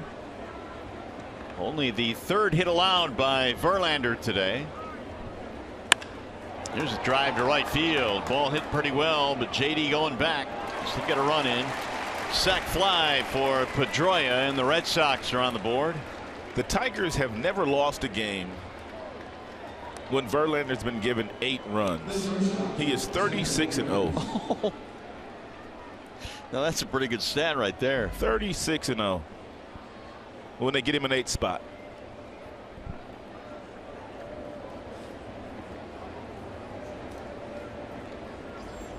RBI 55 for Pedroia.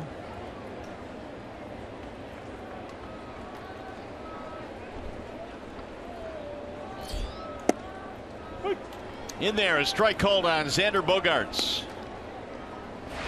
Bogaerts 0 for 2, pop-up fly out.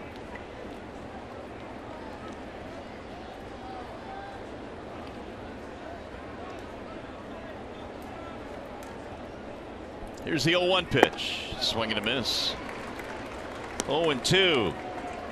Bogaerts earlier this year in the month of May had a 26-game hitting streak. Red Sox have the 2 longest hitting streaks of the season in the American League. Bradley had one that won 29. Popped up foul, back out of play. Yeah, when Jackie Bradley Jr. had his hitting streak at 29, he was batting 9th. Got batting 9th with 29-game hitting streak. Not batting 9th anymore. Bradley's was in April and then into May. Bogaerts was May into June.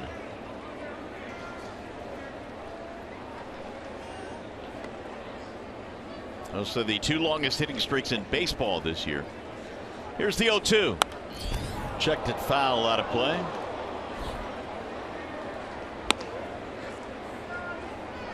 Justin today has struck out just 3.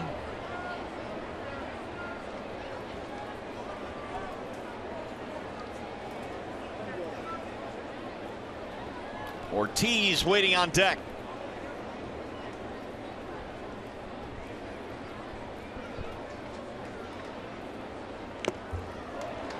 Foul that one off and just barely stays alive.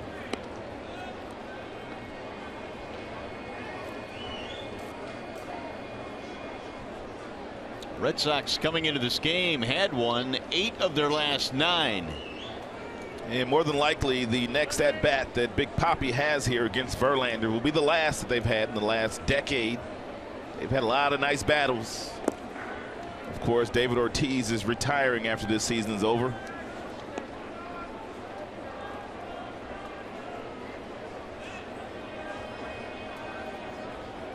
Ortiz came into this game a career .344 hitter against Verlander. A couple of home runs in his career.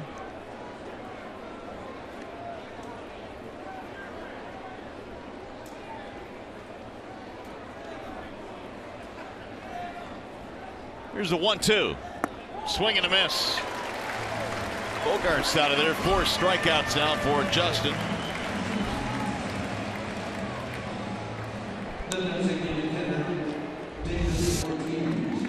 It's a nice breaking ball here thrown by Verlander. It's a curveball. Hasn't thrown many of those today.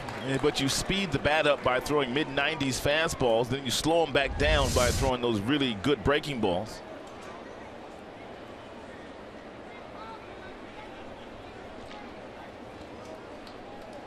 So here is Ortiz now with the infield shifting to the right side.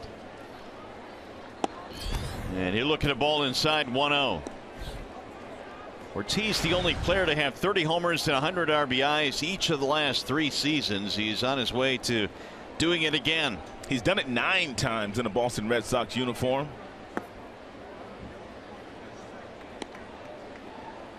Two balls, no strikes.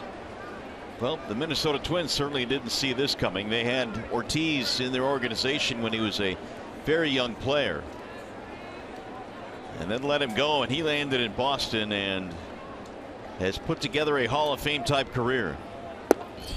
There's a strike on the outer edge, 2-1.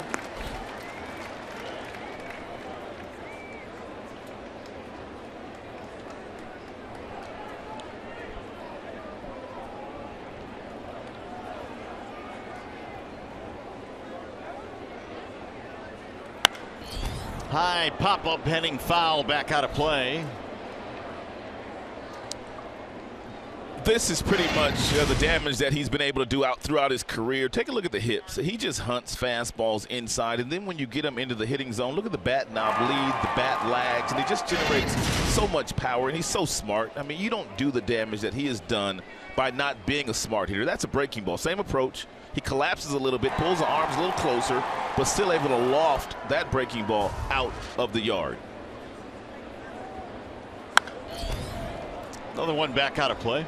He got his 1,500 RBI last night as a Boston Red Sox, and he tied 2 other players. That would be Ted Williams and Carl Yastrzemski.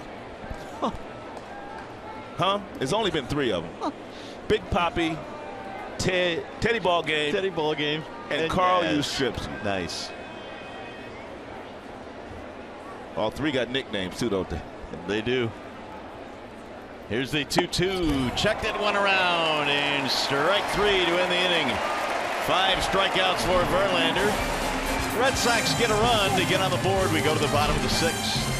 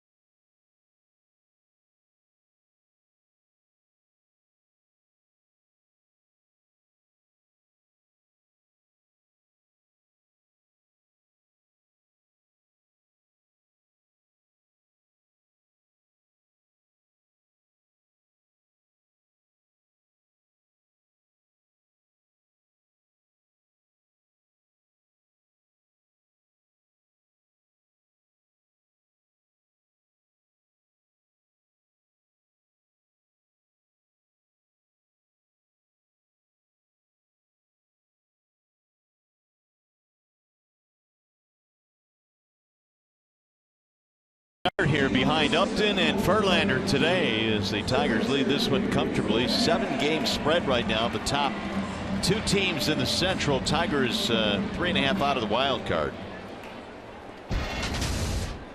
In the meantime, the Red Sox go back to the bullpen. Wallside windows pitching change. Junichi Tazawa. Tazawa checks in with an ERA just a shade over 4.5. 44 strikeouts, 13 walks. He doesn't walk very many. He's not overpowering. Pitching in his 45th game for the Red Sox. McCann leads it off. And a look at ball 1 high. Tazawa was asked to protect a 2-run lead in the opening game in the series. Came on in the 8th inning, and well, the Tigers took it to him. Single, double, single, single. It was on. The Tigers went on to win 4-3.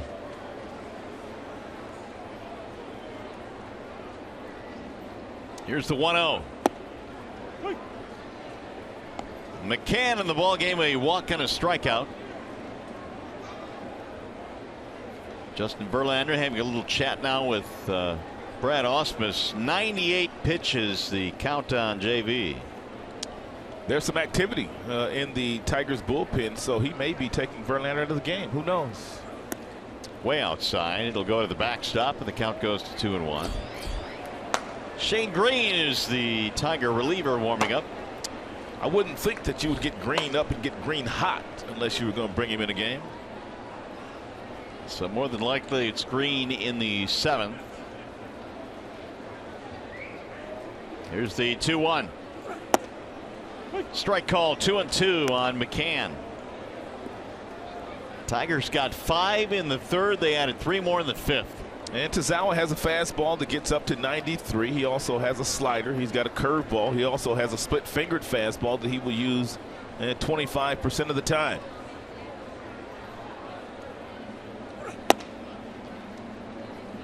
Green 2. Tazawa a couple of years ago was really good out of their bullpen. In fact, 2012, 2013. Had a couple of years of over 70 appearances out of the bullpen.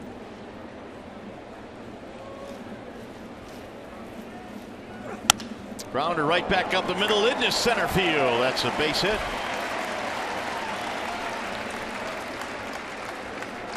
Leadoff man on here in the 6th. Well, fans, every game counts, and this Saturday the Tigers take on the Angels. It's District Detroit Day at Comerica Park. First 10,000 fans receive an exclusive Detroit Tigers District Detroit baseball cap. For tickets, visit tigers.com or call 866-66-TIGER. That new District Detroit coming around nicely. It's always fun coming to the ballpark and seeing the progress they're making on Little Caesars Arena. Here is Saltalamacchia now with the leadoff man aboard. It went up quick, didn't it? It did, man. There's a strike 0-1 on Salty. Every day you see more and more being added to the arena. Shifting against Saltalamacchia.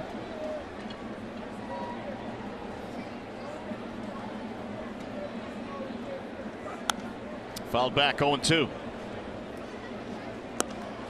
Walking a pop-up today for the Tigers first baseman.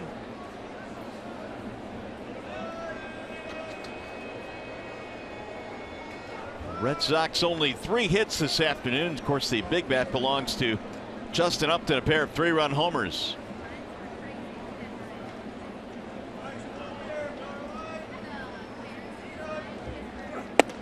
Ball high, 1-2.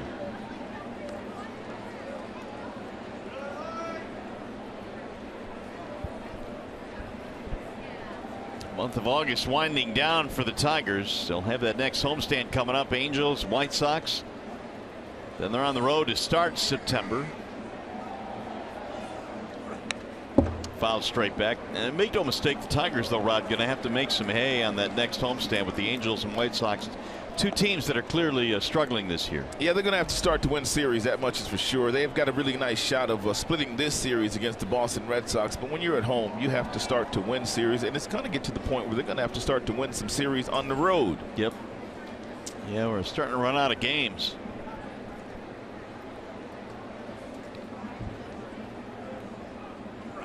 Swing and a miss, and Saltalamacchia is out on strikes.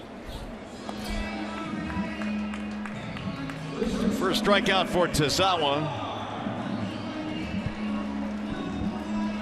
That'll bring up Erick Aybar.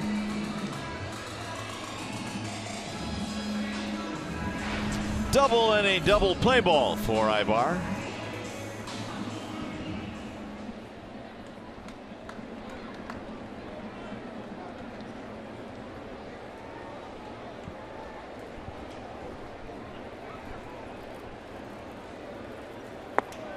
He'll dive low, 1-0.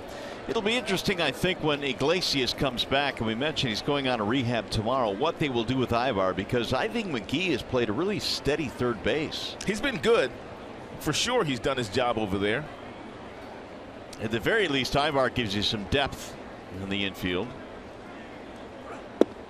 That's it for a strike, 1-1. I would think what the pitching matchups are on any particular day. Maybe against a left-hander, they'll have McGee play third base, but when they go up against a right-hander, maybe they'll have Aybar play some third base, and Iglesias, of course, he will occupy the shortstop position, and then he might just ease Iglesias back into the action. It also gives Brad an opportunity to get Kinsler off his feet if he wants to do that by sliding Aybar over to second. Ian waiting on deck. Tigers lead this one 8-1 as we play in the bottom of the 6th. Henry Owens, the starter for Boston, lasting 5 in this game, gave up 7 hits. Ripped to right field, that'll get down, a base hit. McCann will go to second and stop there, and the Tigers have 2 on. Aybar, he served that into right field very nicely. And not even a full swing by Aybar. Here you go. And ball up in the strike zone, a little half swing.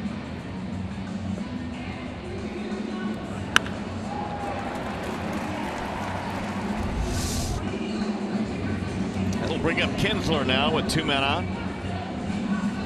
Ian had a walk in the first but did not score, was caught stealing.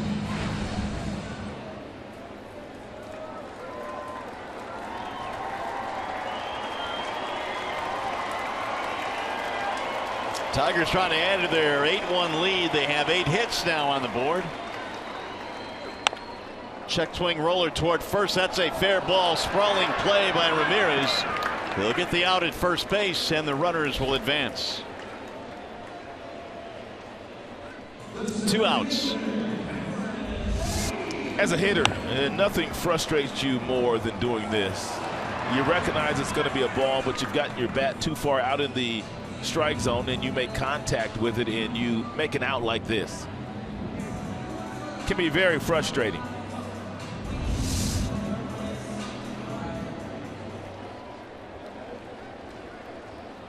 It'll bring up Cameron Maybin now, who was returned to the Tigers lineup today after taking a couple of rounds of BP during the simulated game for Jordan Zimmerman today, and Cam felt good enough to get back in there, so he was activated. He is 0 for 3. And he shoots one on the ground back up the middle into center field. 2 more runs will score. A 2-run single for Maybin.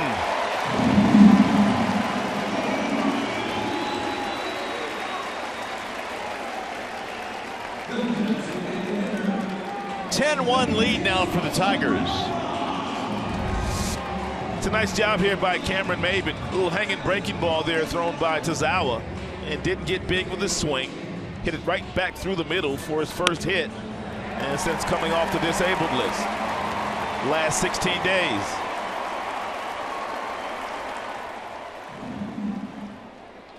Tip of the cap from Verlander as well.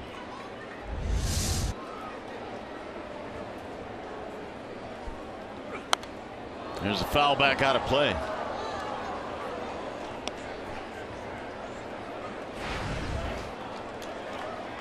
For Cabrera, single walk and a strikeout. The truck is pumping its chest out because they selected Maybin as their player of the game. Oh yeah, they are. But they're a little bit far behind with the Upton 2 3-run homers in this game.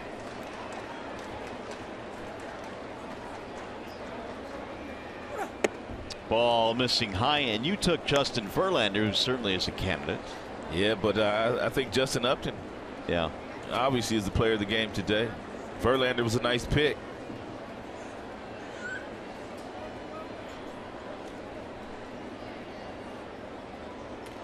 One and one on Miguel Cabrera. Fouled straight back. 1 ball, 2 strikes.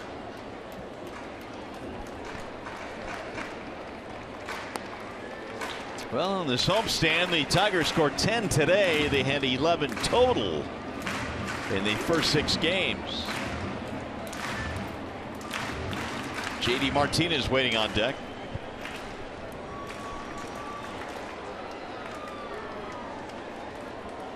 Single walk, 2 runs scored for Cabrera this afternoon. Swing and a miss. He struck him out. And that'll end the 6th. Tigers get 2 more on the Maben hit. We go to the 7th.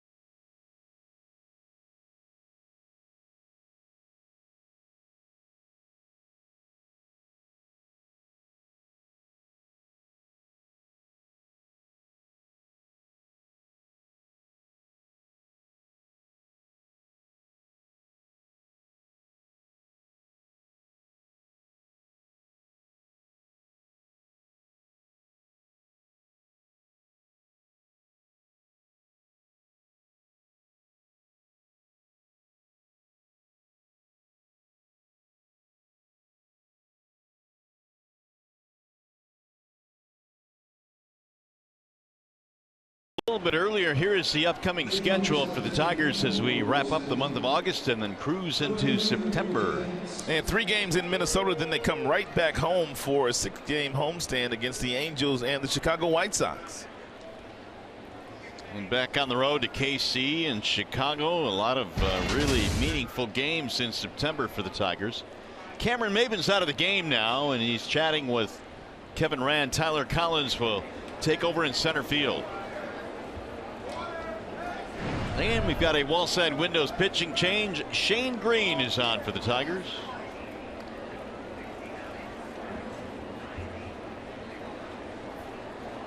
He will face Mookie Betts to get it started here, and Betts looks at ball 1. 10 runs on 9 Tigers hits, and for the Red Sox a run on 3 hits.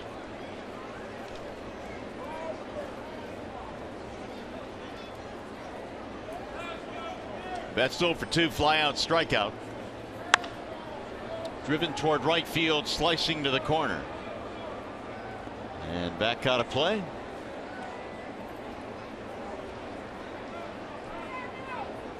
Well, you can't say enough about what the Tigers bullpen did last night.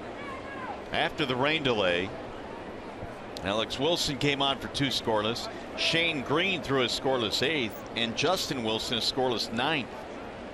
They gave the Tigers offense a chance. Ball right back up the middle. Nice play. Kinsler. 1 gone.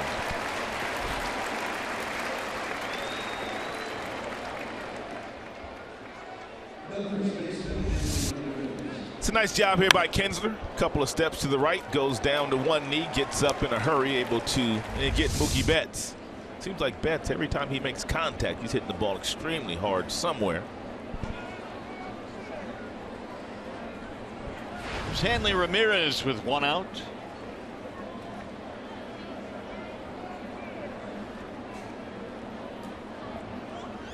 Pop-up fly out for Ramirez.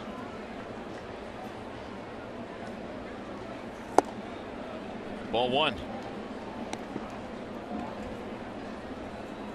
So Verlander will finish up with 98 in the pitch total, and it's the first time he went less than 100 in 9 starts.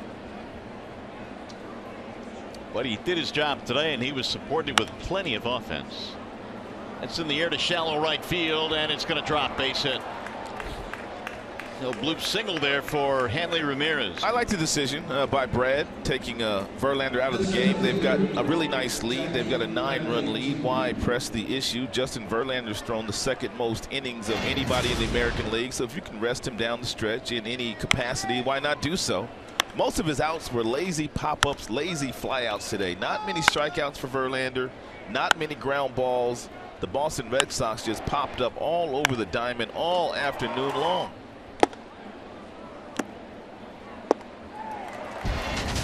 He was in command from the get-go. He's been that for about 3 months now. Now Jackie Bradley. Ball one.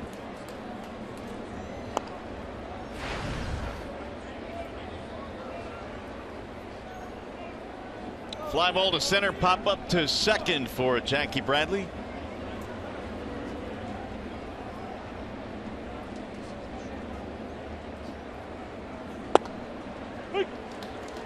Tiger bullpen in the game last night retired 12 in a row.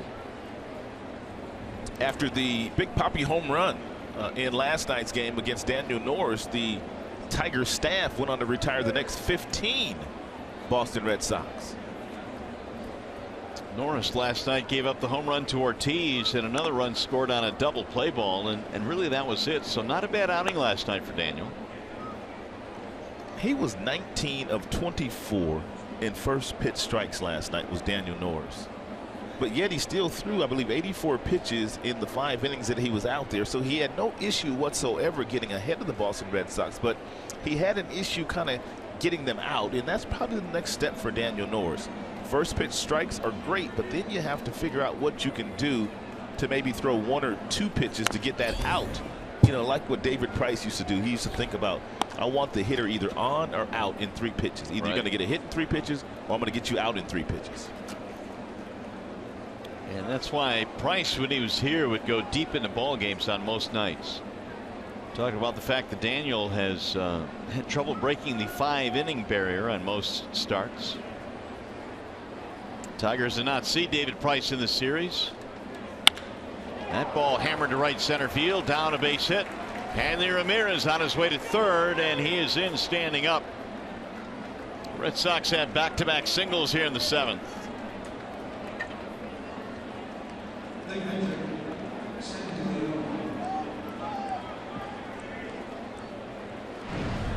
Here is our high-speed pitch, and it is brought to you by Xfinity. That last fastball at 95 thrown to Jackie Bradley Jr. Was whistled into the outfield for a solid single. He's also thrown that slow breaking ball at 81.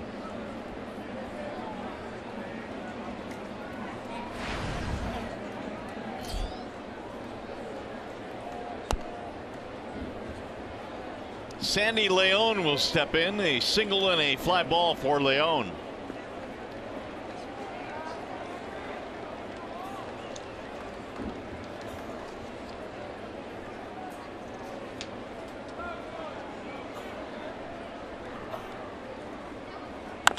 Ground ball over the head of the first baseman Saltalamacchia down the line. That'll score a run.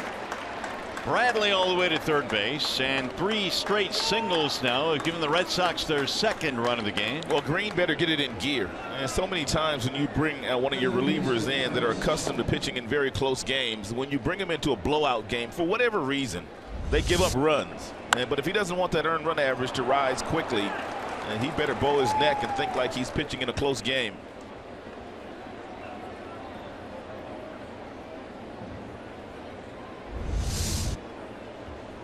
So Leone with an RBI hit, and with more on the Red Sox catcher, we check in with Justin White. Yeah, Mario, what a find Sandy Leone has been for this Boston Red Sox team. They acquired him for cash considerations from the Washington Nationals last spring, and they called him up in early June because they really had a situation with their catching. Nobody had worked out to that point. A couple of their prospects hadn't panned out, some injuries, and Sandy Leone comes up, and he's now batting .389 since the beginning of June with 7 home runs. And I spoke with Rick Porcello earlier today. Leone caught him here on Friday night, and Porcello said this guy has been as good behind the plate as he has been at the plate, and also said all this success couldn't be happening to a better guy. And he's had 5 hits in this series. Tigers have had trouble getting him out. Here's Travis Shaw now, and he'll look at the ball up high, 1-0. Still only 1 out in the inning. 3 straight hits for the Red Sox. They've gotten another run.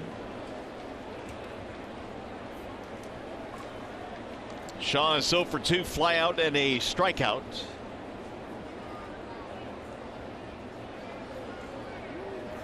Swing and a miss. 1 ball, 1 strike. Shaw's father Jeff played 12 years in the major leagues. He was a pitcher, A closer. yeah, and a good one too. He sure was.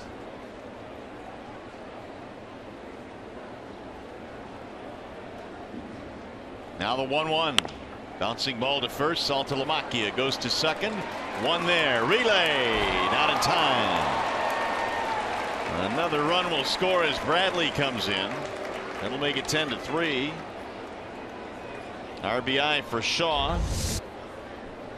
And Saltalamacchia, not a first baseman by trade, and that's a very difficult throw there. When you catch the ball right in the baseline and you're trying to give your shortstop a good feed without hitting that base runner in the back.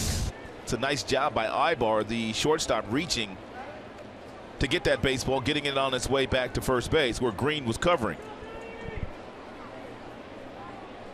So 2 outs here is Benintendi, and he'll take a strike. Shaw gets his 60th RBI.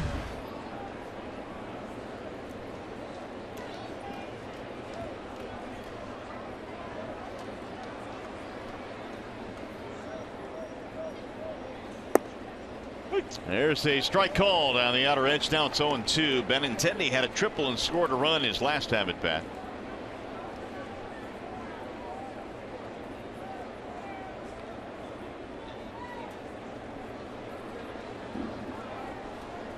Six hits now for the Red Sox. Tigers still lead by 7. That'll bounce in. Nice block by McCann. 1 ball, 2 strikes.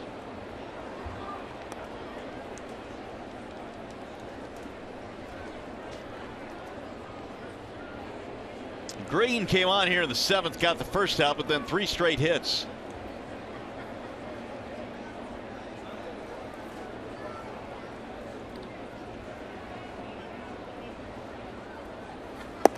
Just a little bit outside. 2 balls and 2 strikes on Benintendi. Made his debut on August 2nd, coming up from the minor leagues just 14 months after he was the 7th overall selection in the draft last year by the Red Sox.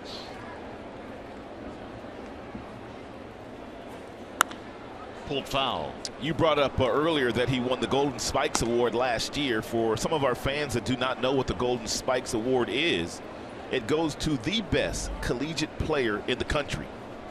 Whether it be a pitcher, position player, you name it, he was the best. National Player of the Year award as well in his days at Arkansas.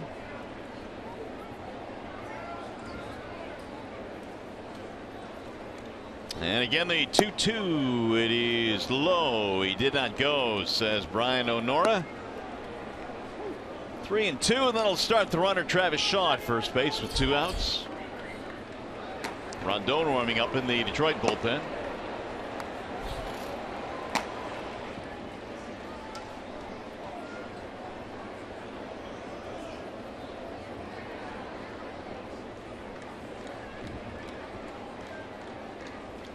Now the 3-2. Driven deep to right field, down the line. That ball is going to go. It's a home run. Benintendi with a 2-run shot, and the Red Sox not going quietly here. That is the first career home run for Benintendi.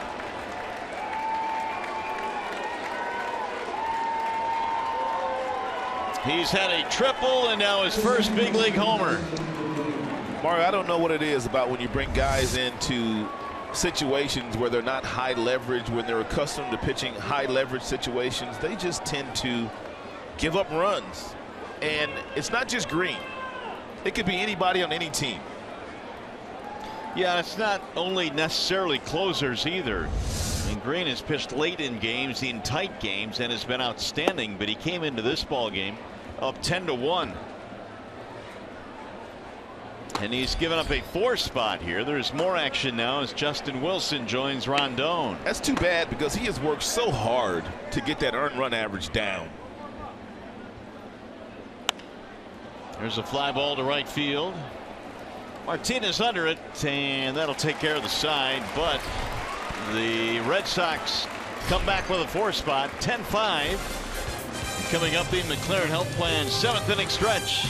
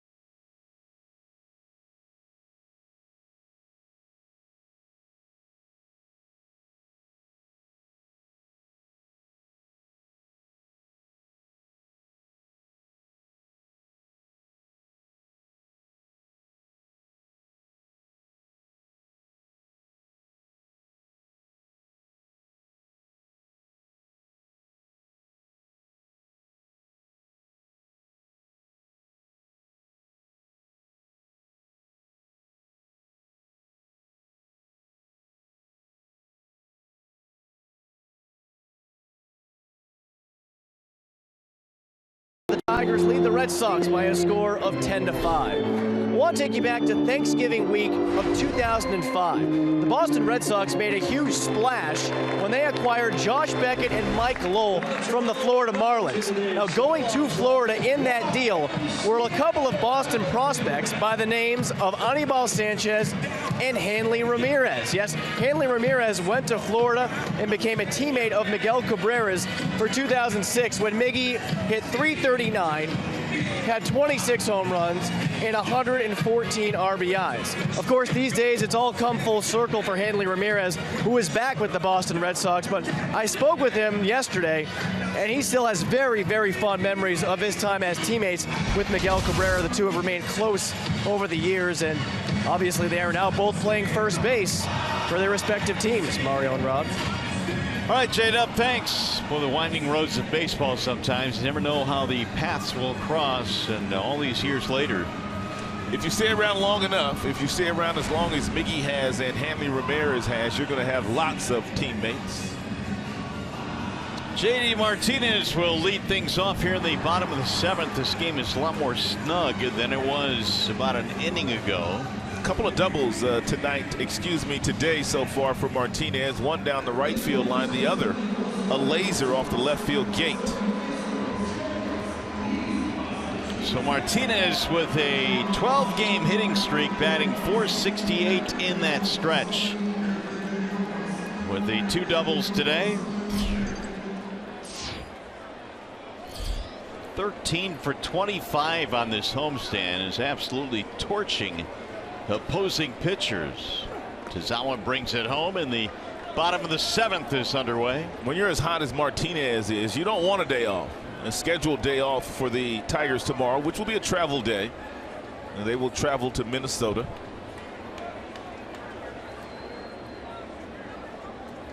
Martinez, Upton, and McGee facing Tazawa. That'll bounce in. 2 balls and no strikes. An even 50 RBIs now for J.D. Martinez, with his 2 driven in today. Tazawa came on in the 6th and gave up a 2-run single to Cameron Maybin.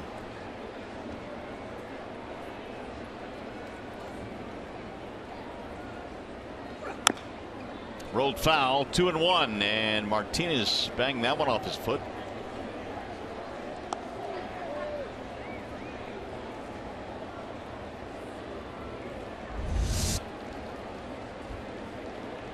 It's never a good feeling. And right off the top of the foot.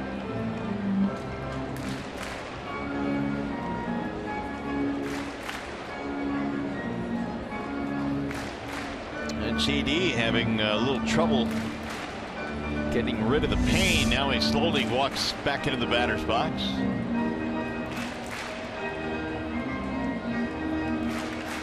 Ten runs on 9 Tigers hits in this game. 5 runs, 7 hits for Boston.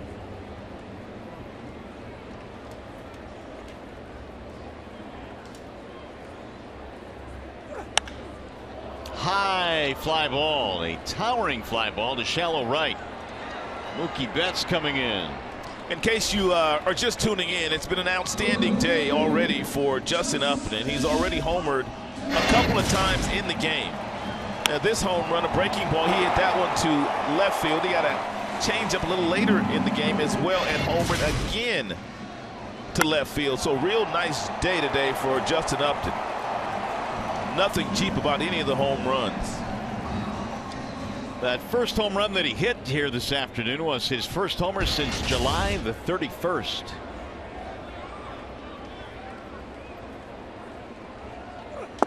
And he'll look at a strike at the inside part of the plate.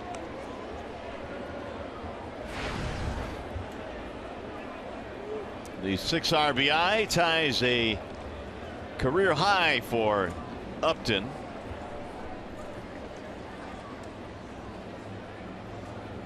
Now Tazawa's 0-1. Up and in. 1 ball and 1 strike.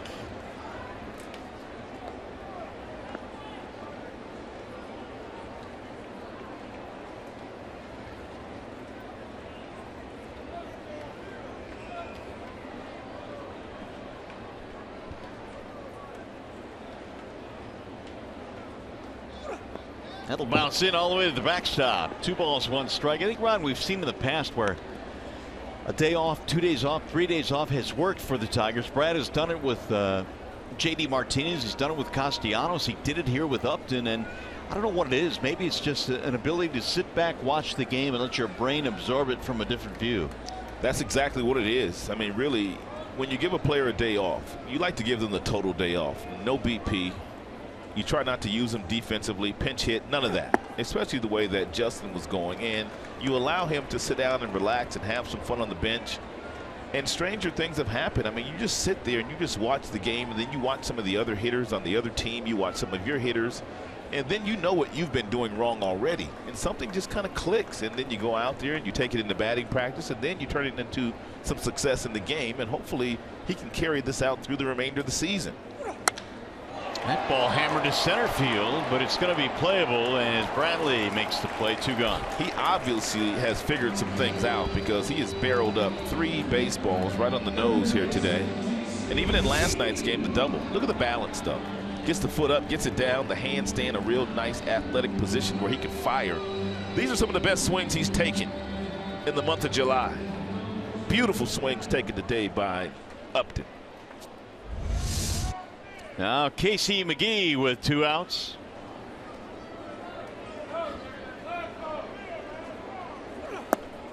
There's a strike on the outer edge. I know a lot of times players will, when they're struggling, go back and watch some video. And how is that different from sitting in a room watching video of your swings and maybe when you're going good as opposed to sitting on the bench and watching other guys do it? Can that be different and helpful? The 0-1 pitch. Well, usually when you're watching and you're digesting your swings, you're usually looking at bad swings when you're struggling. Yeah. So that's not necessarily good. And even if you go back and watch some of the good data that you had, it's hard to differentiate the good swings from the bad swings because the game is so fast and it's hard to change on the fly while you're on the field. But if you get away from it, you just get away from the game. For instance, J.D. Martinez, if you're sitting on the bench and say Justin Upton sits there and just watches him the last 3 days while he's been on fire, he says, man, look how quiet he is with his lower half. Look at how his hands are working. Man, his head doesn't move at all. I'm doing all those things wrong. You know what I mean? And then you just kind of change what you're doing and then it helps you out. JD, by the way, man, making a few more additions to his book. You got to get an iPad, man, or something, right? Swing and a miss, and down goes McGee. 1-2-3 inning. 7 in the books. Tigers still lead in this one. Good view of the Ambassador Bridge. Tigers baseball today, presented by Bell Tire.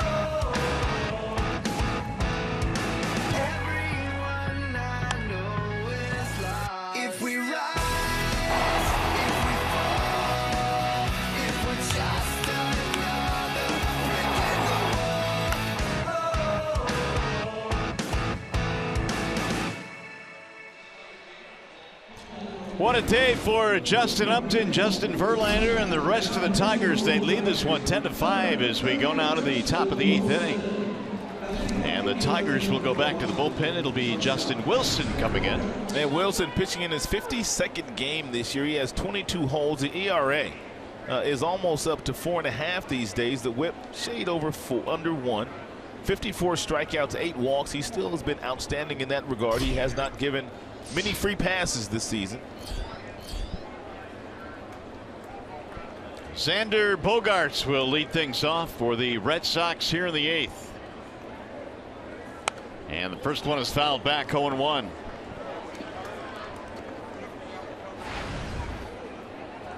Bogaerts is 0 for 3, strikeout, pop up, fly out.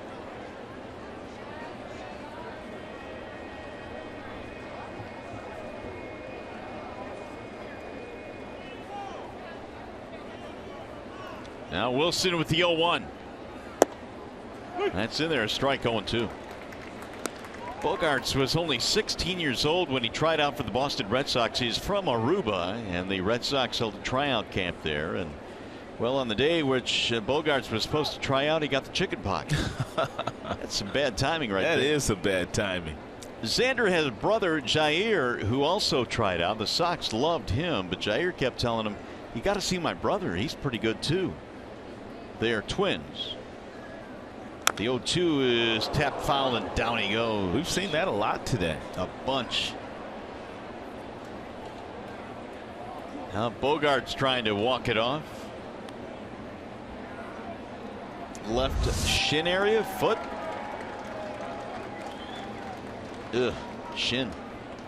So eventually they must have had an opportunity to take a look at Xander because he ended up in the big league. So they listened to his brother. Well, they listened to a brother and said, look, you got to look at Xander. This kid can play. And they eventually got a chance to watch Xander play. But in the meantime, they also signed Jair, who was in the minor leagues with the Red Sox, had never made it to the big leagues. But Xander clearly was the better player, as his brother said. And here he is. Aruba, a small island, so the Red Sox went down there, and they said only about 9-10 guys showed up for the tryout. It was such a small island. If you can play, they'll find you. No doubt. Swing and a miss. Down he goes.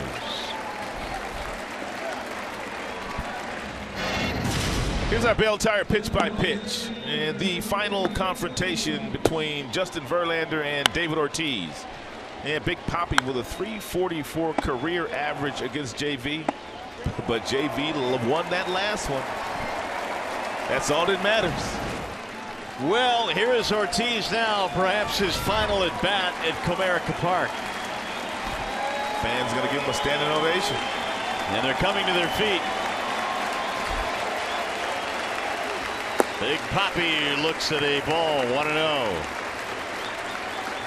Classy move by Tigers fans here today. We've got some classy fans. They know how to treat the game of baseball.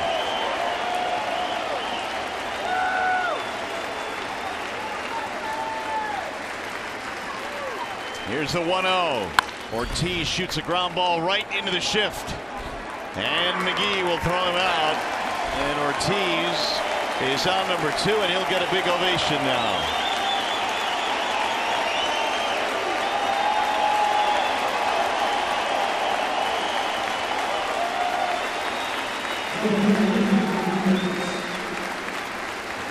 And a doff for the cap as well. You don't see that very often, Mario.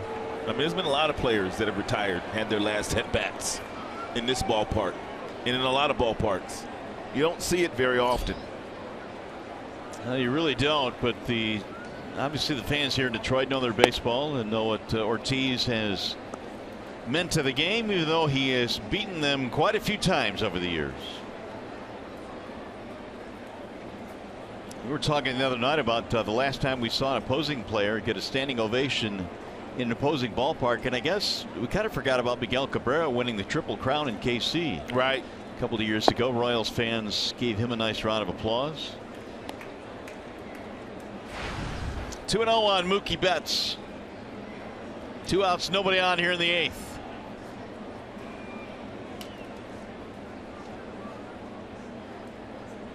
I thought that Jim Leyland did a wonderful job with that, though, because what he did, I don't think Miggy was going to get up again, but he had Miggy go to his position at third base. And then after it was announced that he had won the Triple Crown, because Curtis Granderson basically gave up his final at bat. I believe Granderson either could have passed Miggy for the home run title or tied him for the home run title. And Granderson, the classy pro that he is, he told Joe Girardi, go ahead, pinch hit for me. And that solidified the Triple Crown for Miguel Cabrera, and then Leyland took him off the field, and then that's when he got the ovation from the Kansas City Royals fans. All worked out beautifully.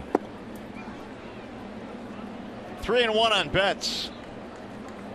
10-5. Tigers have the lead here in the 8th. Trying to gain a split in the series before they go to Minnesota to start a 3-game set there Tuesday night.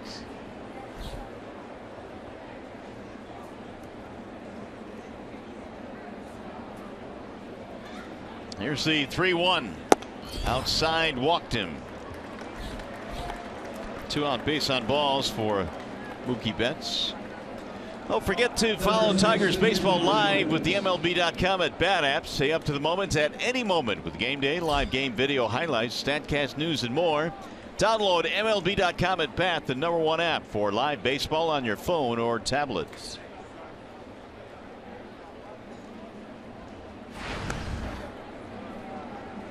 Here's Hanley Ramirez.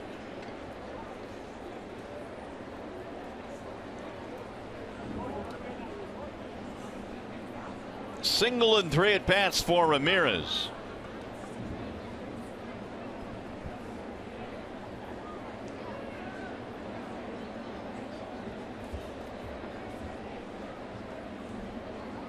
Runner goes with no throw. It's a ball high, 1-0. Betts will take second base. And now McCann will trot out to the mound.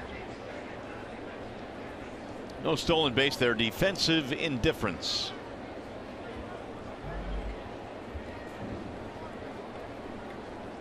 Tigers today have gone with Justin Verlander. He went the first 6, and then Shane Green came on, gave up 4 in the 7th to tighten this one up. And now Wilson here in the 8th.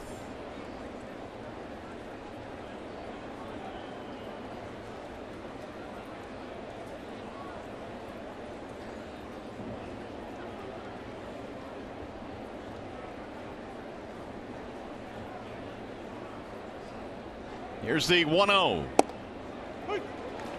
Right at the belt. 1 ball, 1 strike on Hanley Ramirez.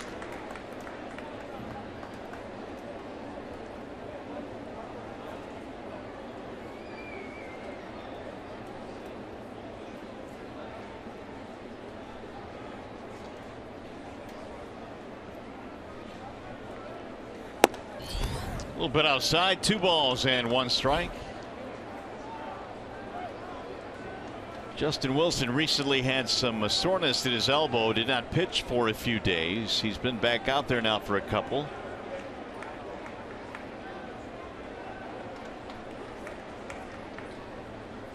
He had the scoreless inning on Thursday to earn the win in game 1 in this series. Now the 2-1. 2-2 on Hanley Ramirez. Yeah, the Cleveland Indians are leading their game this afternoon against the Toronto Blue Jays 3-2 with 2 outs in the 9th. So the Tigers, even if they do win this one, might not be able to gain any ground on the Tribe, but they will gain some ground on the Boston Red Sox for the wild card.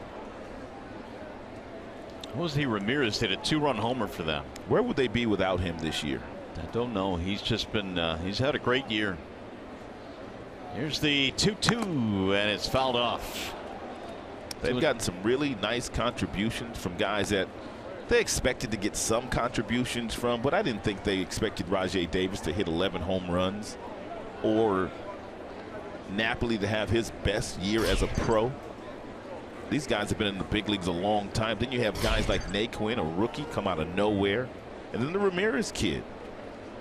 But that's what you have to have when you have a very successful season. You get those contributions from guys you weren't necessarily counting on at the beginning of the year. And they have that rotation, which is going to carry them on a lot of nights. Here's the 2-2. Swing and a miss, struck him out. A couple of strikeouts for Wilson. We'll go to the bottom of the 8th. Tigers lead this one 10-5.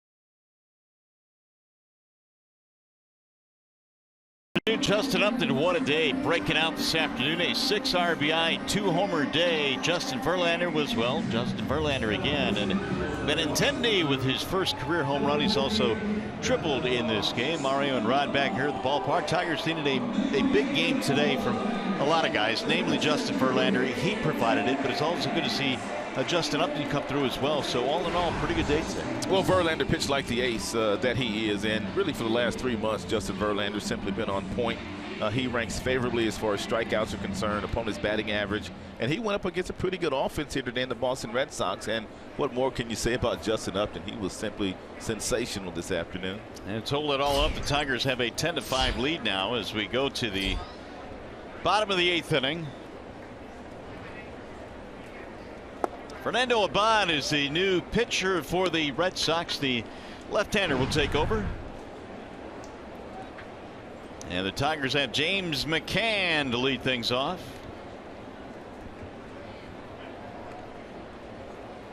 Bottom 3 for the Tigers, McCann, then Saltalamacchia and Ibar.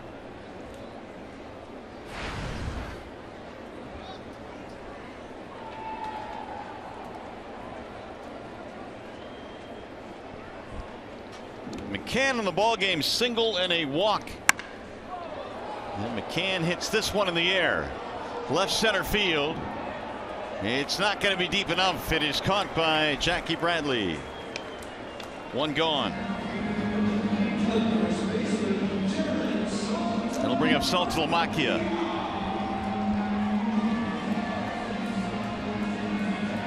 Salty in the game today with a walk and strikeout and pop up.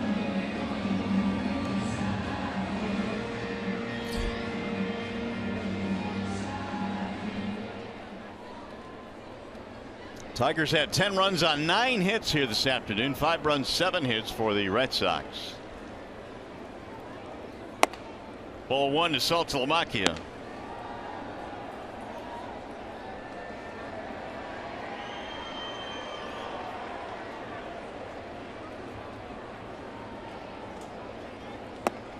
That's in there, a strike called, 1-1. Yeah, real nice bender there thrown by Abad at 75 miles per hour.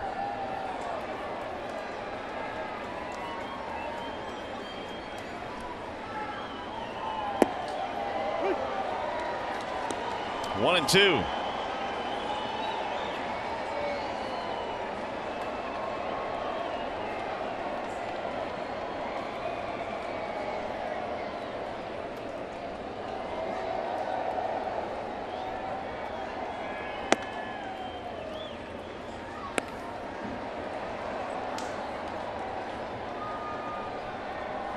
Two balls, 2 strikes on Saltalamacchia.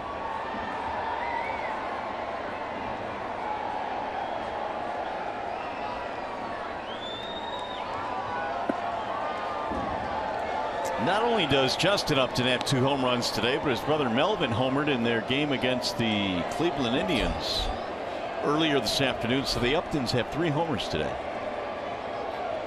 Pretty good day to be an Upton. Yeah, it is. Although Jay Up one-upped his brother. There's a ball low and a walk to Saltalamacchia. I guarantee you Melvin's home runs didn't go as far as Justin's did. No, probably not. Hey, by the way, join Fox Sports Detroit and the Tigers at Comerica Park on Tuesday, September 27th as University Days rolls along. Wayne State University.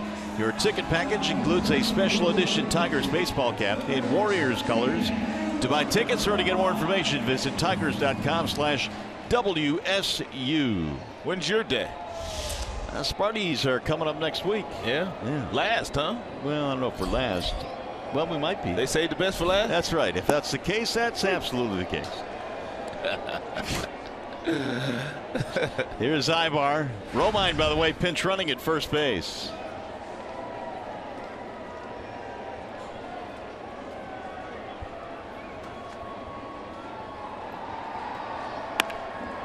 Soft liner toward left field. Benintendi will play it on a couple of hops. A base hit. It's a 3rd hit today for Ibar. He's done well. And since the Tigers acquired him from the Atlanta Braves a few days ago, he's flawless in the infield, fielding every single ground ball and now chipping in offensively.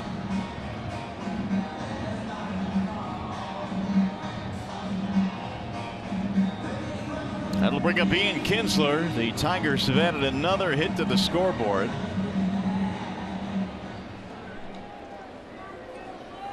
And they now have 10 for the day. 10 runs on 10 hits, pretty good. 2 on, 1 out. Kinsler looks at a strike.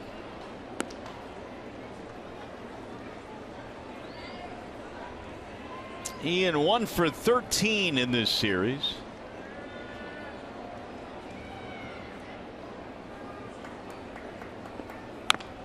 And if there's one guy, Rod, I think on this team right now that can use a blow, it's Kinsler. He's been out there every single day, it seems, and the off day tomorrow will certainly help. Well, he'll be able to get off his feet for the remainder of this day after this game is over, so I'm sure he can go home and kick his feet up. And then tomorrow, obviously, a full day off for Kinsler.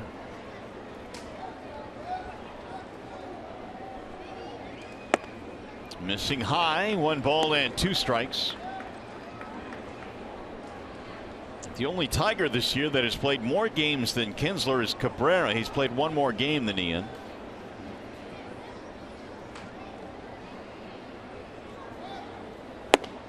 Ball high, and the count goes 2-2.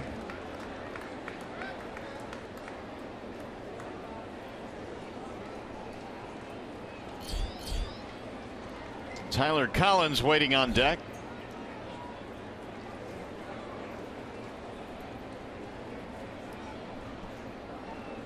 Swing and a miss. He struck him out. Kinsler is out of there. 2 gone.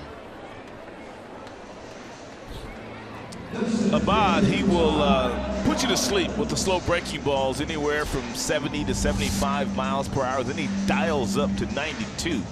And it looks like it's about 100 miles an hour. He was able to throw that one by. Ian.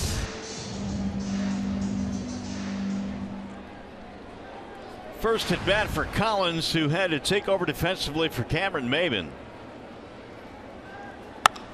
He'll sky this one in the air to left. Benintendi going back. Edge of the track. Onto the track. 2 in the inning. No runs, walk, a hit, and we go to the 9th.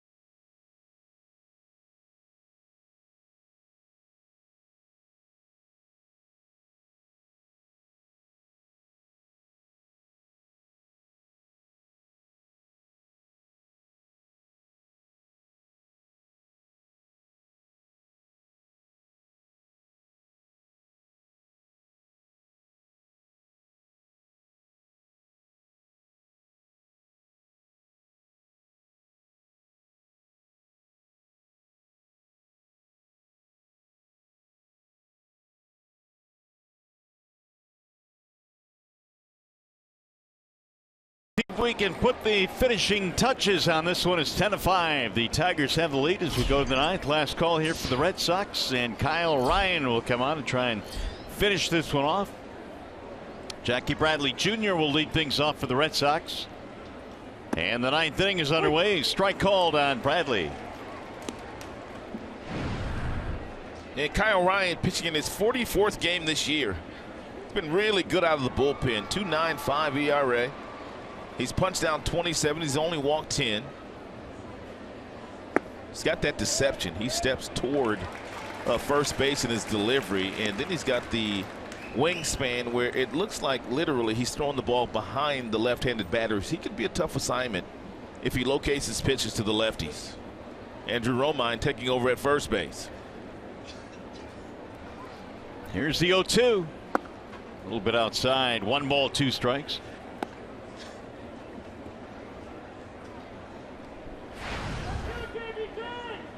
Single in 3 at-bats for Bradley in this game.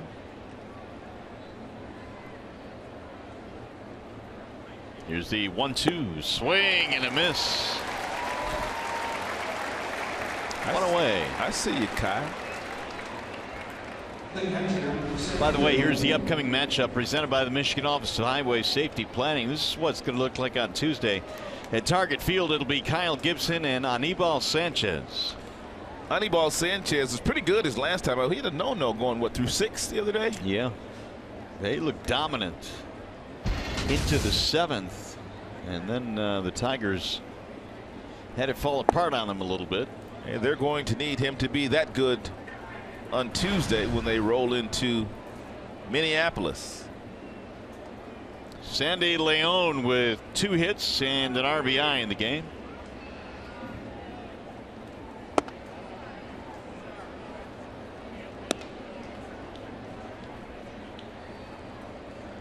Tigers today have gone with Green, Justin Wilson, and now Kyle Ryan.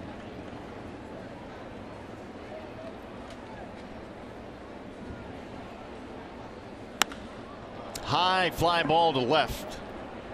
Upton coming in. 2 outs.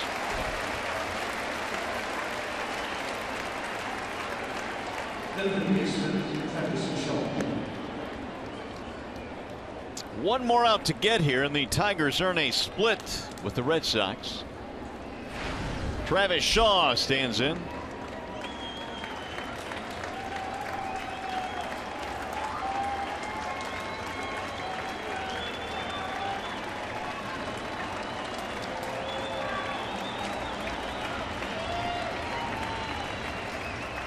And Shaw looks at a strike on the outer edge, 0-1.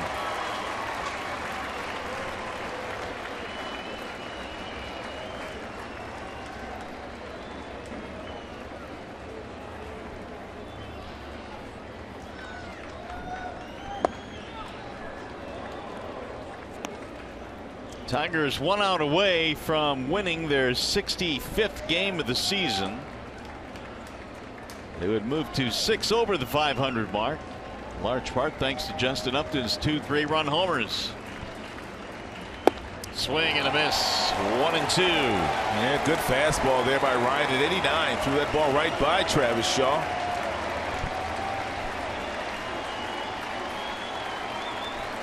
$31,000 plus in attendance here today. Looking for the final out.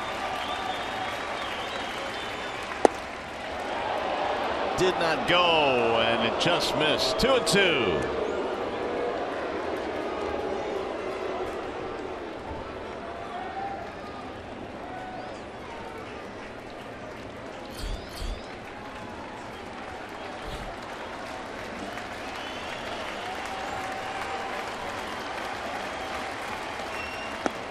Low, 3 balls, 2 strikes.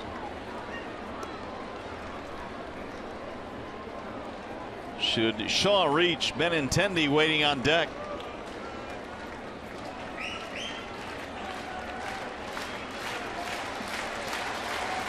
Now the 3-2. And he lost it, ball 4. 2-out walk. Have to give the rookie Benintendi another at bat. Got any big plans for tonight? Not yet. Yeah? I'll find out when I get home. How about you? Nah, just go home and have a nice dinner. Relax a little bit. Little day off tomorrow, then back at it on Tuesday night in Minnesota. Benintendi looks at the ball low, 1-0. Yeah, we don't get many evenings off, so it's always special when you get a night off.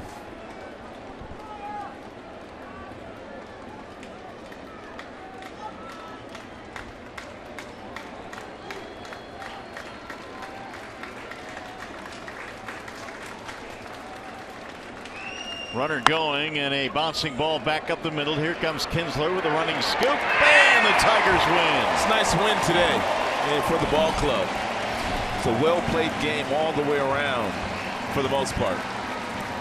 Verlander was good today. Justin Upton busting out of it with 6 RBIs. Tigers have hugs and handshakes and a 10-5 win. We'll be back to Comerica.